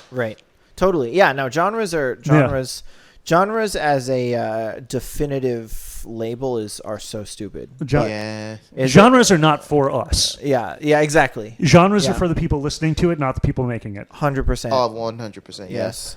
But back to the to the sound business of just like it's interesting though that like you come from such not like a drastically different musical background than like Jasper and I, but also just like kind of finding that approach with these types of instruments because you're mainly working with a lot of rock music. You're not going to expect to learn the input for accordion or bassoon or I mean to be fair with jazz you wouldn't expect to learn bassoon don't either. even know where to mic a bassoon. I mean I know that I've played with bassoon players before outside of a super classical setting where they mic the vocal, which is like the thing that comes out and they put a pickup in the vocal, but I don't know how you would get that without a pickup. Like, and half the time it's trial and error anyway. Yeah. Because and part of it is going back to my education when I was in classical school, when I was in jazz school, and someone mentioned like one or two times like, okay, we're going to try and figure out how to work on a cello now and just bring that in. All right, sure. And then even the teacher kind of sits there and says, all right, how do you want to do this? Because to some degree the teacher doesn't care, and it's that exercise more of how are you going to figure out how to do this more than I'm going to tell you the correct way to do this. Bass clarinet's a really interesting one too.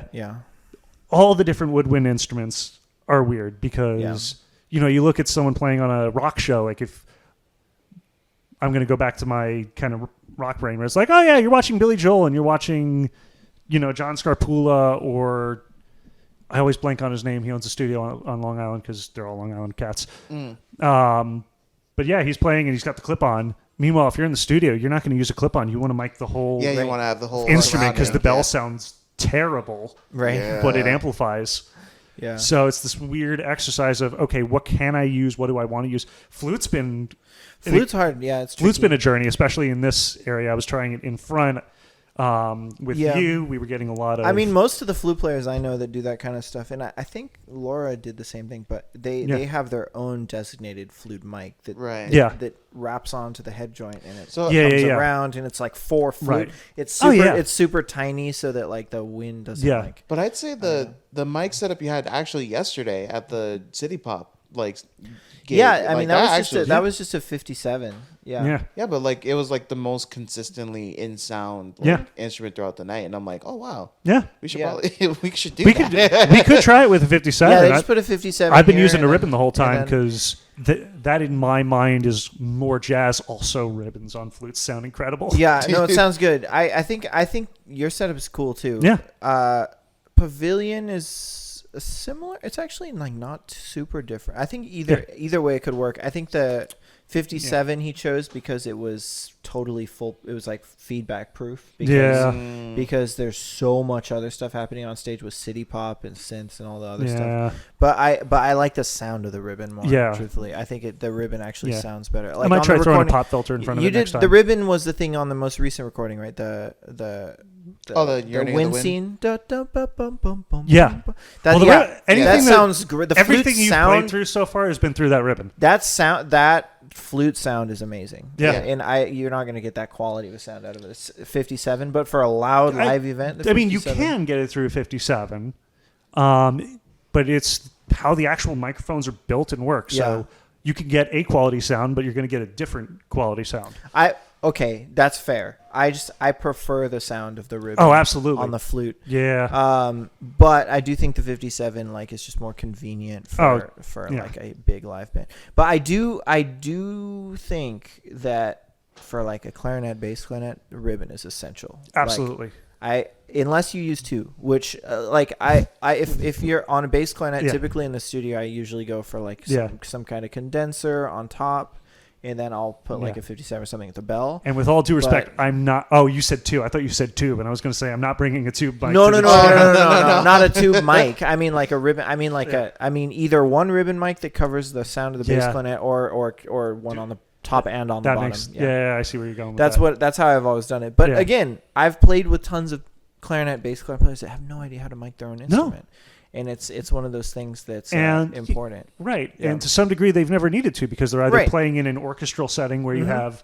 Like general rhythm, section where you either have mics. one mic over the entire section or you're not playing amplified at all. Right. Even people that work with kind of stuff all the time. Like I have a term when people are even like just hosting where it's like, all right, here's your 58 and you're holding it. And they'll have the mic all the way down by like their 58, by their sternum. And I'm sitting there, I'm like, this is not a magic talking stick. Yeah. Yeah, You don't just hold it and you get loud. Like, there needs to be some degree of distance and proximity. I say as I'm holding my mic. Yeah, you're fine. You're holding it in the right spot. Perfect. Yeah. You don't have it all the way down by.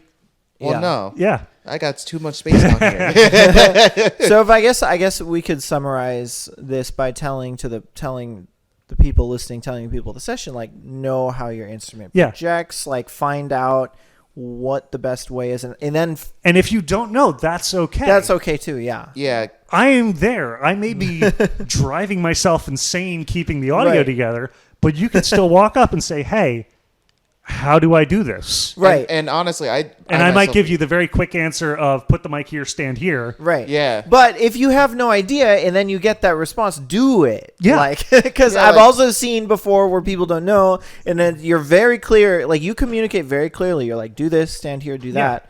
And then they just completely don't do that. Yeah. So, like, I think it's important to, like, if you know what you're, like, learn what you're doing. Like, the best situation is you know the best way to get a sound out of your instrument, and then you execute that when you're playing. And there's more than one way to do that, too. Totally. Oh, yeah. Of course. There's not, like, one clear-cut answer for everything. Right. But I think the second best would be, if you don't know, follow Sage's instructions. Yeah. I am happy to instruct you. I'm happy to help you if you don't know what you're doing. And if you do, we can kind of figure that out real quick as we're setting up. Totally. Right. And honestly, like... And it's a wonderful place to experiment. I'm experimenting all the time. And if you don't know, and if I don't know, and if they don't know, I'm sure there's probably somebody else, except maybe minus a bassoon situation. Yeah. There's probably somebody else at the session that does know. And even if I don't know, like, I can at least make a good guess. Like, I just kind of threw... And you can go up and listen through the mic on the side of the bassoon. I have headphones. I can move it and change it. Like, you've even seen in the clips on, like, Insta or whatever, like, half the time I'm on stage doing something because... And it makes a difference. I don't care. It's got to sound good. No, I think I'm always for that. Like, like, you know, I think with the exception of, like, sometimes this has never happened with you, but I've been in situations before where, like, the band MC is, like, talking through the talk mic and he's like, it's not working or it's feeding back or something. Yeah. And it's, like, really, like, like a heartfelt, like, important speech or something, and the sound person like totally just, like, walks and upstages, and the person is trying to continue, and it creates this like really awkward moment. Oh, you can't. And that happens. I think the best course of action is when something's really bad, you just pause, get it working, and then resume. But, like, sometimes when the speakers happen and then the sound person, it's like they try to keep, like, resuming their speech while there's like all this shit hitting the fan. I am very thankful. It's hilarious that I've never needed to work sound at a wedding. Yeah, exactly. That's where it's happened. That's where it always happens at weddings. That's where it happens. Weddings are a nightmare. Yeah, because nobody knows how to deal with sound there. Yeah. Nor would I expect you to. Right. I was at a wedding in New Hampshire, like last month. And I was probably the only other person other than the DJ who was also, brought a speaker out for the ceremony. And I'm like, I'm probably the only other person that knows what's going on. But also, it's not my job to fix this. So I'm all right. I worked a wedding once with a wedding planner that specifically requested guitar, but was they wanted, like, it was all rock repertoire, and they specifically wanted, like, guitar, they were playing, like, 80s rock, and then, like, they were like, oh, but it's got to be totally acoustic. Huh? And I was like, you realize you're like, if you don't want amplification but you want that music, like, it's not going to come out that well. Doesn't work. Talk me through this. How does this work? I was that's not a thing. I was like, if you want this music, you need these sounds, and if you want these sounds, you need an outlet. Yeah, that's hilarious. Oh my god! Luckily, it was a very short-lived conversation. The wedding planner was like, oh, okay, all right, yeah, it's fine. Just not too loud. And I was like, I don't want to play loud. No. Wedding.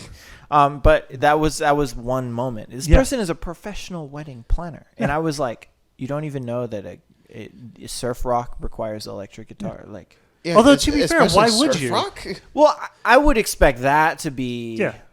I would hope that if you're a wedding planner programming, because at least do the research into I would hope that person would at least have. Yeah, it's like if you're trying to play like some Johnny B. Good, it's like that is not acoustic. You are just you need to slam with that. And also, maybe call it unreasonable, but I hold Americans to a higher standard of consciousness than they have with artistic and instrumental understanding. Because if you go to Japan, if you go to Europe, you go to most other places in the world, most people know what most instruments are by name. Yeah. And most people know at least like what genres and a couple artists in every genre that they can name. In America, that's not the case, right? Yeah. There's people here that don't even know what a saxophone versus a clarinet is, right? And that's so common, right?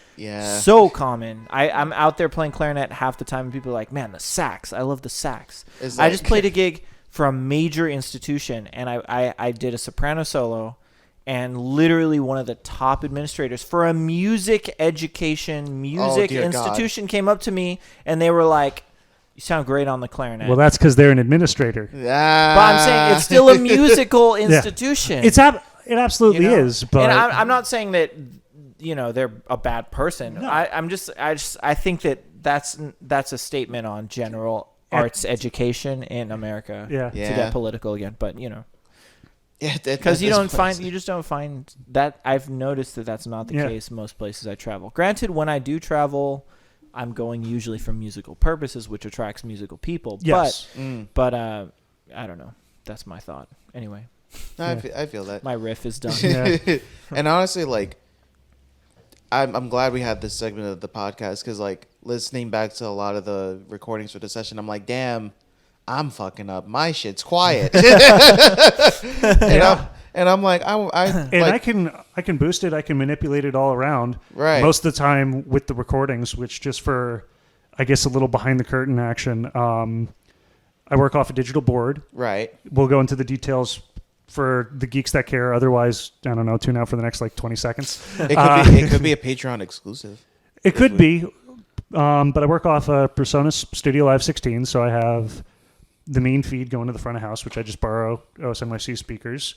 I have submixes going to all the monitors because monitors on stage, as I'm sure you guys can attest, so helpful, especially with horns and all these things where not everything is the same volume. And then I bring my laptop, my iMac, and I just have the USB plug on my mixer go in, and I just completely take it raw. It's not going to be great. So when I'm sending you the full recording of the session before I start mixing it, it's literally what's going into the preamps is going into the computer. But I mean, also trying to record for a jam is a bitch and a half because the instrumentation switches out on a dime. Yeah, I was talking with someone the other day about it where, like, I have an input list set up at the beginning of before the jam session where, all right, we're going to have bass drum in this mic, we're going to have snare in this mic, we're going to have, Jasper playing through this mic. Right. And once the jam happens, the only input list that exists is in my head. Yeah. Right. I'm literally keeping track of who's playing what by the shape of the microphone. Yeah. Like, pretty much. Okay, this microphone's here. You don't have time to label it. I have two of the same microphone, but this one has a different curve on it. Sure. So, okay, that one is this one, which is going to this input. I can't even explain how I don't know how I keep track of it. Other than like those basic things of, okay, this goes here. I've thought about this a lot. Like, I think that we might want to do one of two things: is either just try to figure out how to downsize the audio setup for the session and try to do more of a room situation, which would be hard because that room sounds crazy. I don't mind doing it as it is. Like, no, totally, it's cool. But I feel like it would be easier for you, and also not just for you, but like for in general, like whatever is recorded or produced. I think like it would be, but it's also a completely different skill set because we did try doing it in like April or May where I it was July because I had the one ribbon microphone in the center for the horns, and everyone said, I don't like this. We could also do a because since we know what the jam set list is ahead of time, we can check the set list. We could do a designated these two songs from the jam will be recorded. Which I definitely, because I record everything. It's just going straight in. But I haven't been mixing anything from the jam part just because I don't know what we want to do, and maybe Right. there's some incentive there. Totally. I think So- it might be also cool. Also, obviously, I don't think we've run into this issue yet. It's and also a hopefully- lot more work to fix it on the jam end because of the variance. Right. Like, at least with the house band, when I'm mixing your stuff, Jasper, or when I'm mixing like Disco Cactus, everyone there is practice. Everyone else, at that point, it's just execution. Yeah. As opposed to The jam where it's just come up and do it. well, the jam part is come up and do it. You don't know who's coming up, and even with people of various different skill sets. Like I was listening back when I was doing Being Friends, where it was me, it was Charlie on bass. Yes. I forget who was on sax. There was even variance there, and I spoke with Charlie afterwards, and I said, "Yeah, sorry for the rough start. I thought we were doing this." And two professionals, like Charlie, master of his craft, and me, jack of all trades, but Sure. I joke around. I get distracted easily when it comes to music, but I knew where the kind of hiccup was, and I don't feel like fixing that for a recording. And No, that's for fair. sure. That Yeah. like it's pretty much you got to know when to hold them and when to Yeah. fold them. So we could definitely like, especially since the next session isn't from our own in-house house band, like we could pick two and just be like, we want to put more focus on that, and then like keep the general like vibe of like the general recording of the rest of the session, like. And that's good information to also share with the people, because some people might feel differently about being recorded, Well, yeah, and that's So- so far I've been recording everything just for my own purposes. Like Totally. I said at the beginning. No, I mean for this all started as archival stuff. I don't think it's an issue. archival and practice. I'm saying if we're gonna release something on Yeah. YouTube, I think it would be good if it's from a jam session. If it's from a house band, they know what to expect. But if it's from a jam session, maybe moving forward. I know we did the Undertale one, but I think that's cool. The 'cause we Undertale know wasn't all a the jam. people. That was the Undertale. That was house band. That was JB's okay, band, good. Even Yeah. great. But if we do release something in the future from the from a jam session, we should reach out to the people that are on it and be like, "Are you cool with this being released?" Yeah, Yeah. that, I think that's something that we, even though legally, like, we don't own the music anyway, so we could post it. But I but think still, we like, should it's a still, courtesy like, thing. Yeah, it's a Yeah. courtesy thing. At Because least some you people know might going not up- want that. They're going up playing to to it. be, yeah. And if you- And honestly, there's some cats that already put out content on YouTube. Yeah. Like if we were to do one that, let's say, Big Red was on, like that. Totally. yeah, there's even some stuff that I have recorded in various quality, just depending on the session where I was figuring it out. Like Area Zero, I would have loved to post that. That was sick. Yeah, I've Same thing with like Little Root Town. Little Root Town. I would say like Pig Step is really one that I would love to get mixed. I'd 'cause love that to was- mix Pig Step, except I know the guitar player on that biffed it. Hey, So part of that is me trying to hide my flaws and sit there and be like, "Eh." listen, I wasn't. If you biffed it, I baffed it. It's Yeah. fine. But that's also, But part the- of going up to it. At least my attitude Yeah, going back and- up to the beginning of committing to it. Like, Are there's been one song every session with you guys where I kind of sit there and I'm like, we need a player. I don't know it, but I want to play, so I'm just going to hop on and figure it out. Even in the house band, even in the house band, like on the one that the wind scene we just released, Max completely flubs the opening for the bridge, Yeah. and that's fine. I think that's the YouTube channel is Jam Sessions. Yeah. Right? It's in Yes, there. And that's from what it is. So the it's like jam. we're not trying to produce a super polished, perfect copy of anything. Like, Nor do I it's- want to. That's Yeah. not my Yeah. perspective It's going not into what it. it's not what we're about, and from I mixing. think it's actually beautiful to have content. That's a fire truck. Sorry, It's the Chinatown standard. the Chinatown Dragon Fighters are going to win. That's literally what they're called. They're called the Dragon Fighters. Are you really? Yeah, yeah. That's And I've been so awesome. And I've Yeah. been trying to find more references on that end because, like, again, going There back to is my a- background, like I know on the rock end, like you have this album, this album, this album, like these are all recorded live, Yeah. and you kind of patch it up a little bit. Sure. Like the big one no, in no. my mind is like the Little Feat, because my family's in a Little Feat cover band, so I've learned a bunch about that. So they have the one live album, Waiting for Columbus, and I've spoken with my uncle about that, and he's like, "Yeah, all the guitar solos are dubbed." Yeah. Which is fine. Like people, Recording is a different art than yeah, live. but this was a Yeah. live album. It was Oh played wow! live, And then they put it after. Interesting. But that was just how you did it back in the 70s. Yeah. Is you had Lowell George, who was the guitarist for Little Feat. He said, "Yeah, I didn't like these. I'm going to go back in and replay." Well, Which we're not doing I that think here. my point still stands even in that analogy. It's like the album is still different. Yes. is a consumable experience than the live show, right? Yeah. It's like- Right. And I think if anything, it's kind of cool. Yeah. Like if you were there for the live show and you saw that solo, then Oh, yeah, you get yeah. to keep that, you know. Yeah. But And hopefully I'm kind of searching around trying to find more like what are like the live albums for jazz? What do they sound like? How do they do it? yeah. And try and listen through those and see like, okay, here's like this Miles Davis live album. Okay, he biffed a solo, but it's still in there. Totally. Just I kind mean, of get because I don't have that context right If now. you look, I was going to say, isn't the main like recording for oh my god, what's the Cannonball Adderley tune where he played with Joe Zonful, or like it was made by Mercy, Joe. Mercy, Mercy. Mercy, Mercy, Mercy. Like wasn't that like originally like live? Like I think so. Yeah, the essential recording is a live show. Yeah, he announces at the beginning of it. Yeah, so it's like that's all. Yeah, over. he talks to. He's like, "We're gonna play a song by my pianist Joel Zawinul." Or whatever. Yeah, and he it's gives a whole Yeah. scholarly announcement. He's like, sometimes. Yeah. Although YouTube did suggest some Slim Gallard songs to me, which I've been fully enjoying while laughing my ass off because that is the freaking charm of a song. That's Yeah, awesome. But Yeah.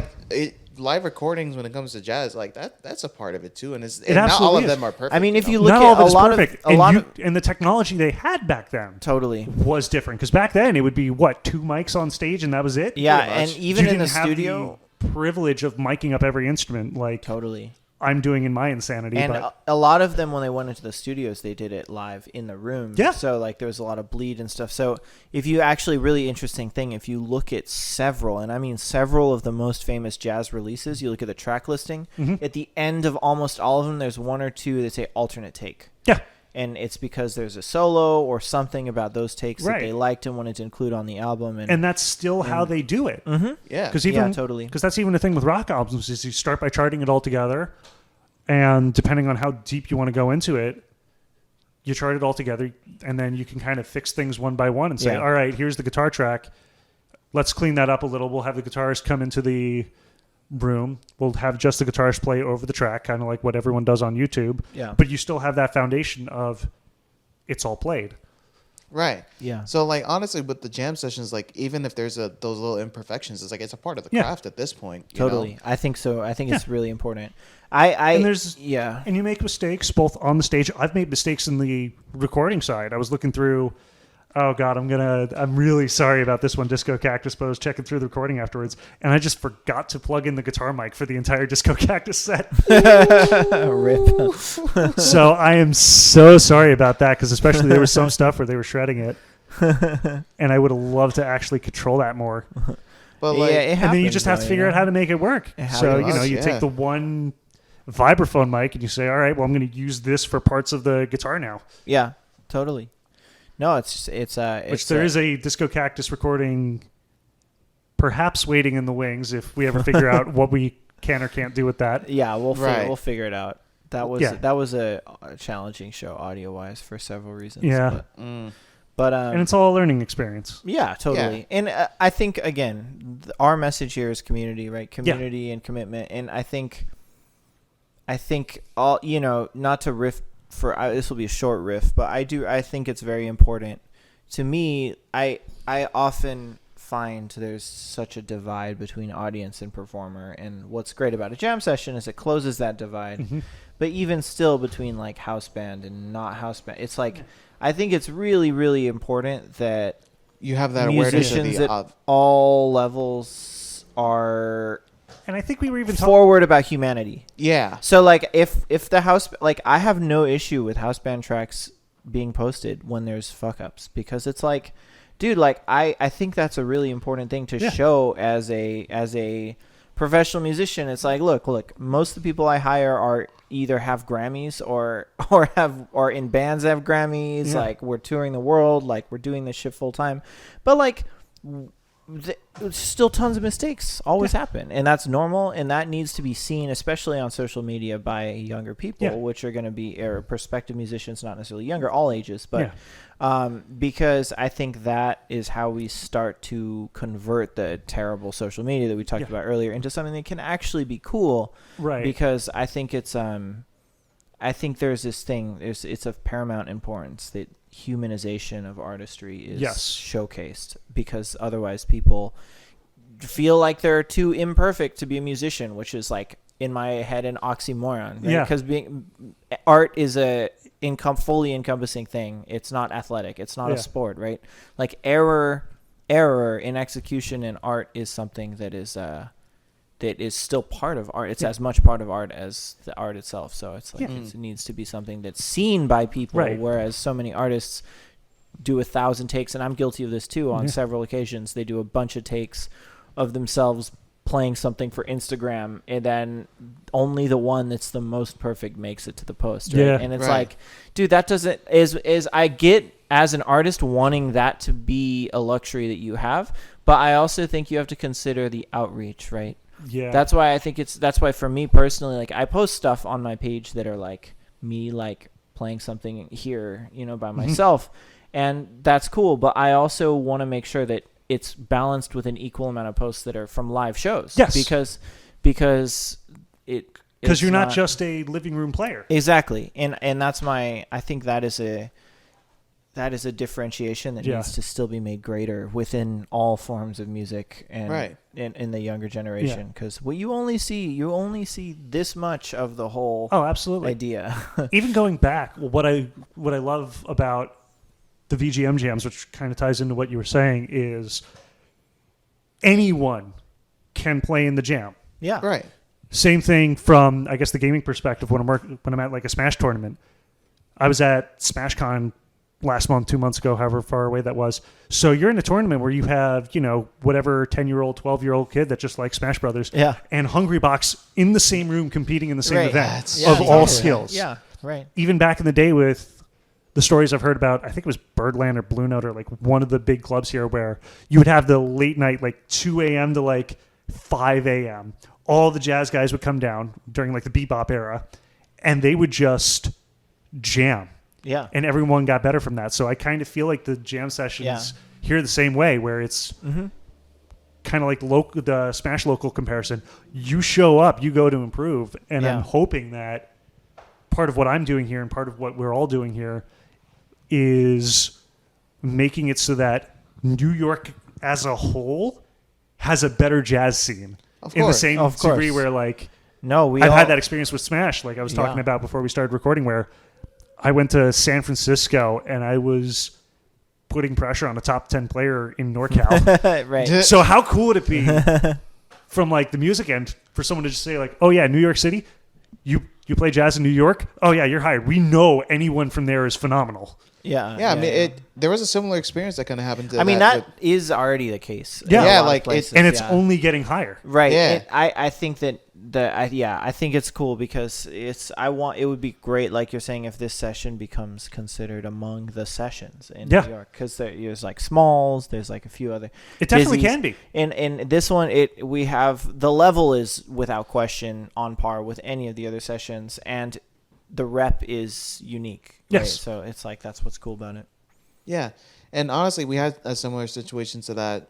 Like I think it was back in June with Matt Lowe, who kind of had a moment where it clicked. It was just like, oh wait, I'm about to play with Dave Pollock, who is someone that he like watched a lot of like on his own time, and it's like that. It's that. I had that with Charlie. Yeah, I walked up for being friends. I'm like, all right, I've been practicing this. I'm ready to do this because I'm terrible with remembering lyrics. And then Charlie walks up and I'm like, oh shit, Charlie's on bass. Yeah. Oh, I actually have to. That was literally me in February with Adam Neely. Like the moment that everything calmed down, like afterwards, I was like, holy shit, I played Beneath the Mask with Adam Neely. Yeah. Like that was a nice little like check off the unintentional bucket list. But to go back to that bridging of the connection between audience and performer, it's also like, of course, on our sides with the audio, we want to try to make sure that it's as pleasant of an experience. Also with the musician, they also kind of have to call back to, I think when we answered your question, Sage, on the podcast, that sense of awareness around you when it comes to the sessions. Yeah. Whether it be, like with the sound guy, but also with the audiences, especially when it comes to volume. Now, no names will be said. I heard there was a situation with sound in the last session. Which happens. Yeah. But it goes back to that focus of session awareness, right? Yeah. Being aware of not only the equipment that you're using and making sure that you accommodate to the setup, but also just for the people listening. If you're playing for a close knit like stage of audience members that you can literally go up and like reach with arm length, maybe play accordingly. You know, I was even thinking about during that event, like I'm sitting there, I'm like, I want to throw a brick at this guy because he. I think you said those exact words to me, and I was like, dude, same. But it's also a situation where, I'm trying to think about how to phrase this. Especially, the situation was with drums, which it's usually going to be. I'm not going to. There were a bunch of drummers on that gig, so I think we're still safe there. Even the Dragon Fighters agree. Yeah, they're saying here. But when you have a situation like that, if you don't control the drums, you're going to blow out the room. Yeah. And Jasper and I were going back and forth. I was showing everyone. Jasper said, "Hey, could you bring down the drums in the house?" Right. And I just pointed to my mixer and I said, "The faders are all the way down. There's nothing else I can do. That's all him." Yeah, and I definitely take partial responsibility for that because as the programmer and artistic director, I should make a note about this is how the space is, and it's not going to accommodate this. And it's a learning experience because I also learn on my end. I was talking with some other audio people I work with, and they say, you have to take control sometimes, and if you don't have it established that like you're calling the shots, the band will run away with it. Totally. Yeah. Which I'm still learning because I don't want to be the hard ass ass engineer. I don't want to be. No one wants to be that guy. Everyone makes the joke about grumpy audio engineer out in the back having. I don't smoke or anything, but there's always like grumpy audio engineer in the back with a cigarette. Like I don't want to be that guy. No, for sure. I mean, I think I'm still finding my style. I'm on the opposite end of that many times, and I've worked with so many audio engineers that I want to throw a brick at. But I think it's important to learn about it from both perspectives, right? It's like I like last night the gig. I had a really rough time with the sound, Yeah. And the audio engineer walks up. It's like one of his first gigs at the venue and that ever, happens. and he's never worked out the monitors yet. He hasn't tested them frequency wise or done any. And there was severe issues for the first 4 or 5 songs, and there was, some people, I noticed some people in the band were like, what is this guy so on together, blah, blah, blah. But, I kind of took the approach of I get it. This guy is not familiar with equipment. Yeah. We only had 10 minutes to sound check a 6-piece band that was even super electric. I was like, dude, it's not this guy. This guy is doing the best he can. And by the end of the show, it sounded great, which is a huge testament to his skill as an audio engineer. I was like, man, he pulled it together from a seemingly hopeless situation, and it worked out, and that's the kind of thing that's I think that's really important to see, and and that's going to be a learned experience. And I've been in those situations where, but then I've also been in situations where you ask for hey, could I get a little bit more of this, and then they'll scowl at you, and then they'll treat you I was very politely asking for a little more bass in my monitor, and then they yelled at me for no reason, and then now the vibe is all messed up, and that affects the performance. So I've been in situations where literally the audio crew has single-handedly ruined the energy of a performance, and that's also happened. So I also get why musicians are quick to be upset at sound people. I've also been on the other side of that as an audio guy because I work at a theater out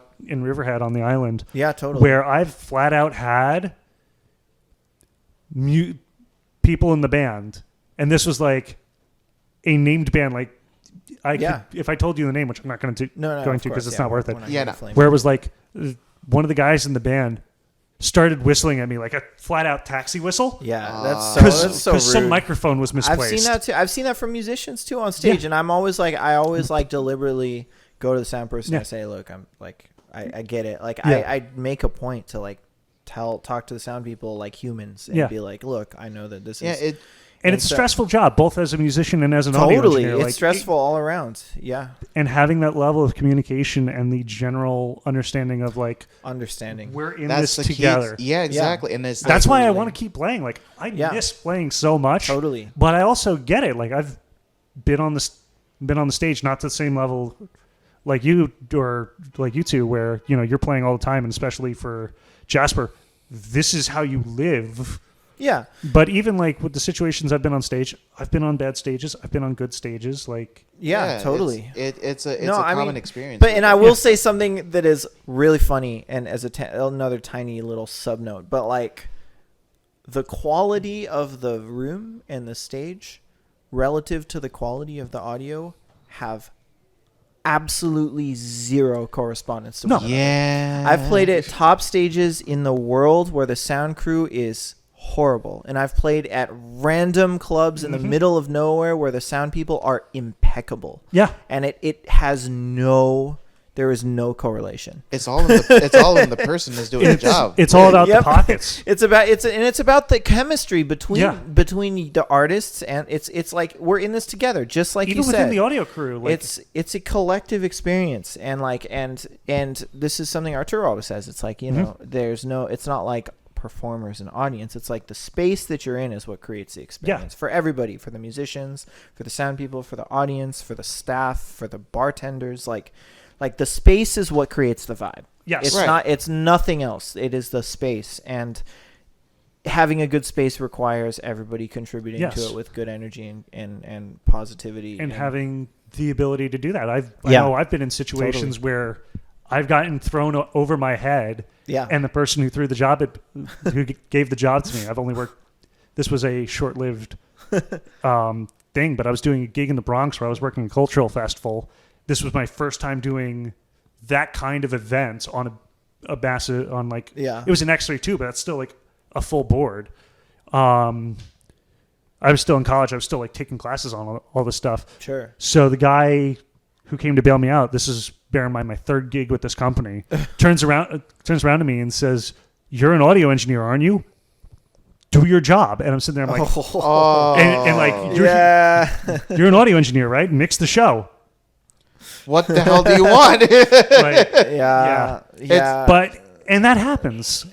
Sometimes it helps, and sometimes most of the time it does not. But sometimes it's good to get your ass kicked. It has helped me now. It never feels good in the moment. Yeah, no, for sure. But sometimes whether you want to or not, you're going to get thrown over your head. Yeah, and you have to figure out how to get out of the situation. But I also think it should like the vibe with it.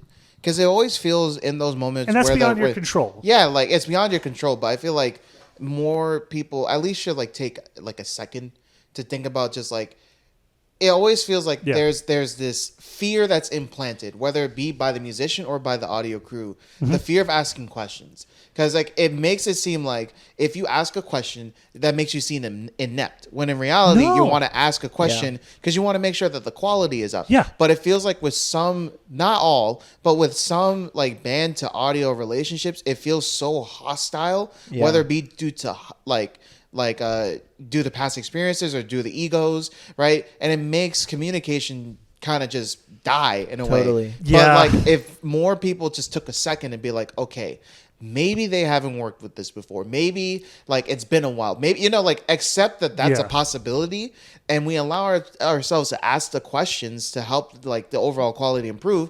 That will kind of lower the hostility a bit. Yeah. But it, you know, and it all takes a second, but not everyone's going to give it, you know? And it's like, I completely understand that, you know, just like, and it takes that second of thought. It takes that second of understanding, like coming into it as a singer first, like like I said at the beginning, I'm a singer when it comes to what I love and what I do, and coming into it as, okay, what does the singer want if I were on stage? Like, it's a sense of empathy. It's like, what would you want? sing in other languages ever? Yes. So I was classically trained, so I was taught how to sing in French and Italian and German. I did one Russian piece. Do I know what anything says? Absolutely not. No, you don't have to. But Japanese? I want to. Okay, good to but know. I wouldn't even know where to good to know. Where to start with phonetics. I got to start for you. Because I don't know IPA. I've never bothered to pick that up yet. I'm already planning the anime session. Oh, hell yeah. I got you. Sure, why not? I see the gears. But I can help you with phonetics. I appreciate that. Because there's been a bunch of stuff, even just from the anime days and even in gaming days. Because like there's a bunch of stuff with vocals where I'm sitting there, I'm like, all right. Oh yeah. As a singer that does not know Japanese, my pool is very limited. Like I was even going with Shango on this. Like I'm going through everything. I'm like the phonetics. Right. It's actually phonetically very similar to Spanish. So if you have any Spanish knowledge, especially vowels, the vowels are almost identical. The only difference is the emphasis of where the vowels happen. Yeah. But Japanese is super monotone in the sense that it's like da ga da ga da ga da ga da ga da da da ga da ga da ga da ga da. Like it's very rhythmically in the same pocket. So it's a great language to put with lyrics because you can fit it to like any rhythm. Yeah. but even listening to differences. Yeah. Now that Sakurai has a YouTube channel. Whoa, I didn't know that. Yeah, he's had that for a while. So he posted a video recently about adaptation, which, in case you know the random OSNYC engineer needs to say this, go watch a Masahiro Sakurai video where he was talking about the adaptation and always staying faithful to the original. Because I guess Sakurai, like Masuda, has a background in audio a little bit. So he was talking about adapting the Psycho Soldier theme from the SNK one. Because the Japanese one and the English one, different cadences, are very different. Because he was saying like the Japanese one has 3 verses, English has 1. Japanese has a different cadence to it. Even just the little cadence at the end, it's like Psycho Soldier versus Psycho Soldier. Right. And that difference in it.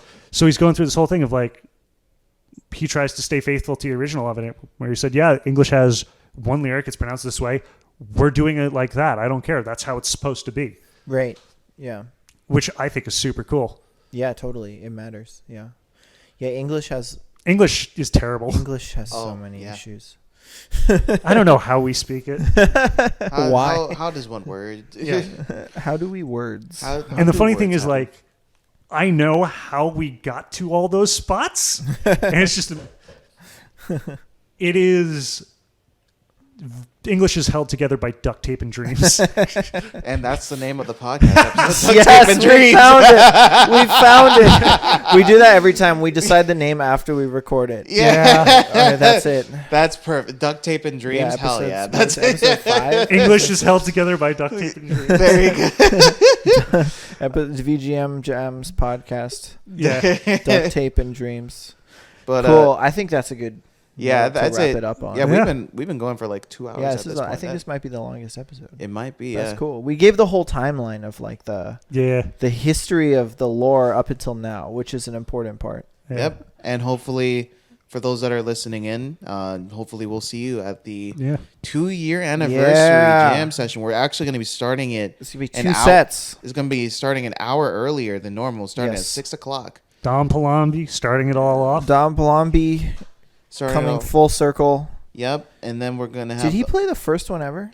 He did. He did play the one in October. Good. It was him, Loopy, Olin, me, Ben, and you.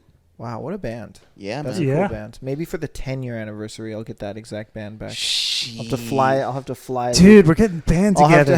I'll have to fly Loopy back from wherever he is. So oh my goodness. I would do it. I would invest in getting Loopy back for the 10-year anniversary. I mean, if we don't have a budget in 10 years, then something went wrong. Then something happened. Yeah.